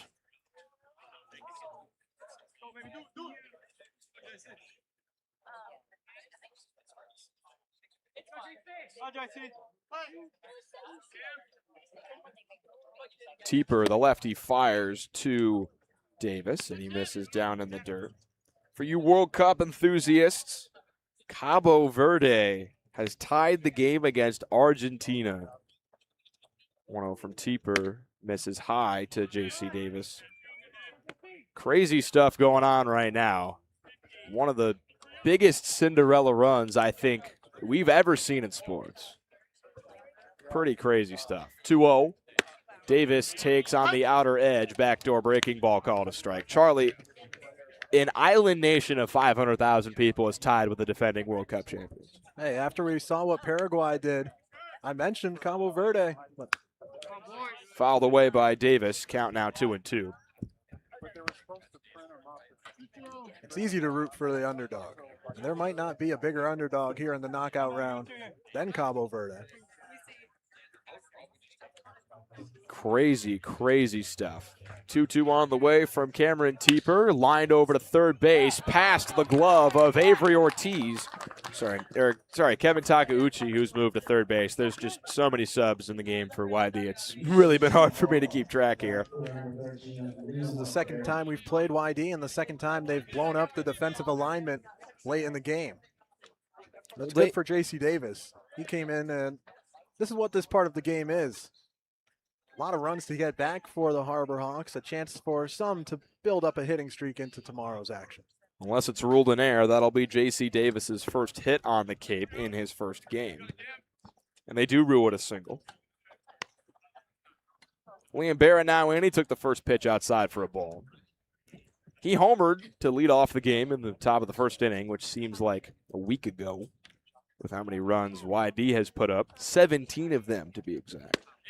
Barrett takes the front hit breaking ball for a strike at the knees.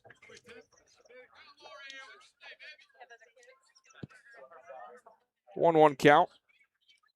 1-1 count, runner on first, nobody out. Here in the top of the seventh inning with YD leading Hyannis 17-1. Barrett on the ground to the hole at short. Sliding stop, throw across the diamond, not in time. Barrett legs it out for his second hit of the day. Back-to-back hits to start the seventh for Hyannis. Phoenix Call moved from center field to shortstop after the slew of substitutions, same as he did the last time these teams played at McKeon Park. A nice sliding stop there. Another 17-1 game just went final. The St. Louis Cardinals over the Chicago Cubs at Wrigley Field.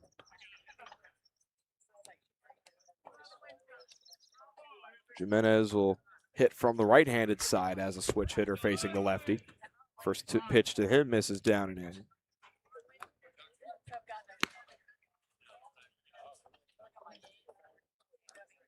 One-0.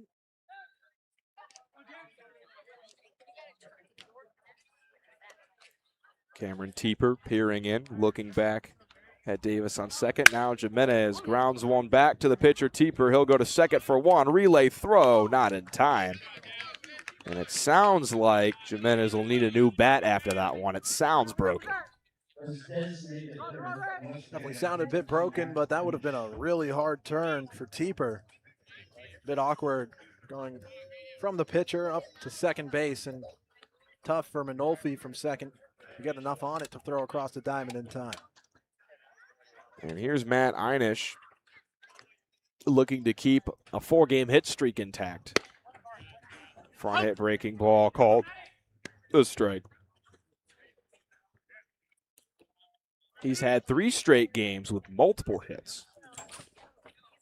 But he's 0 for 3 today with a strikeout, a fly out, and a ground out. Another front hit breaking ball and another called strike. An RBI waiting 90 feet away.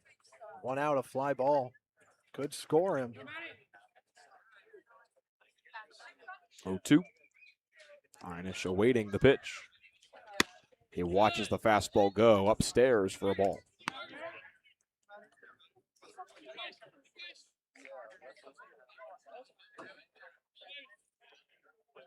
1-2 now. Barrett, the runner on first. J.C. Davis, the runner on third. Here's the 1-2 to Hyannis. It misses downstairs. Breaking ball couldn't find the zone. 2-2 now.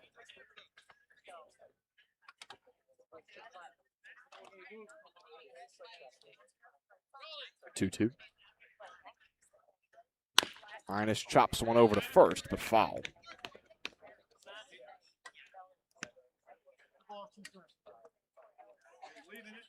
Hyannis looking for one run to take with them into tomorrow's matchup against the YD Red Sox. They scored the first run of the game, trying to score the last run of the game. Here's the 2-2. Fouled away.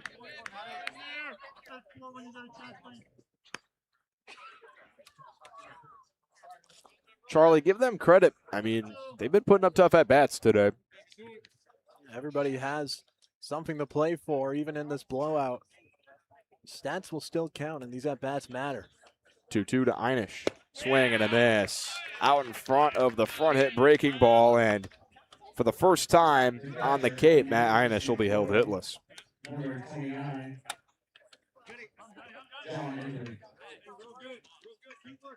John Embry will hit with runners on the corners and 2 out.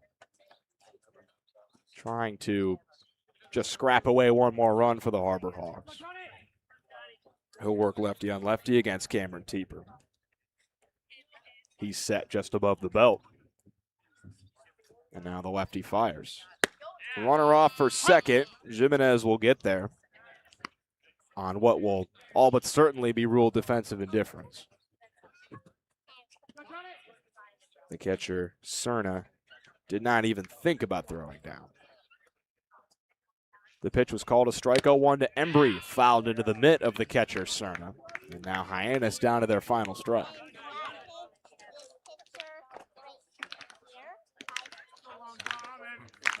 The YD Red Sox fans who are still in attendance begin to make some noise for their hometown squad as they look for win number 15. Embry, swing and a miss. Ball gets away from Cerna, but it's close enough to the plate. He collects it and makes him throw to first. The game is over. The YD Red Sox take down Hyannis in mercy rule fashion, 17-1. 1 run on 5 hits, 1 error. And 8 left on base for Hyannis. 17 runs on 14 hits, no errors. And 8 left on base for the Red Sox.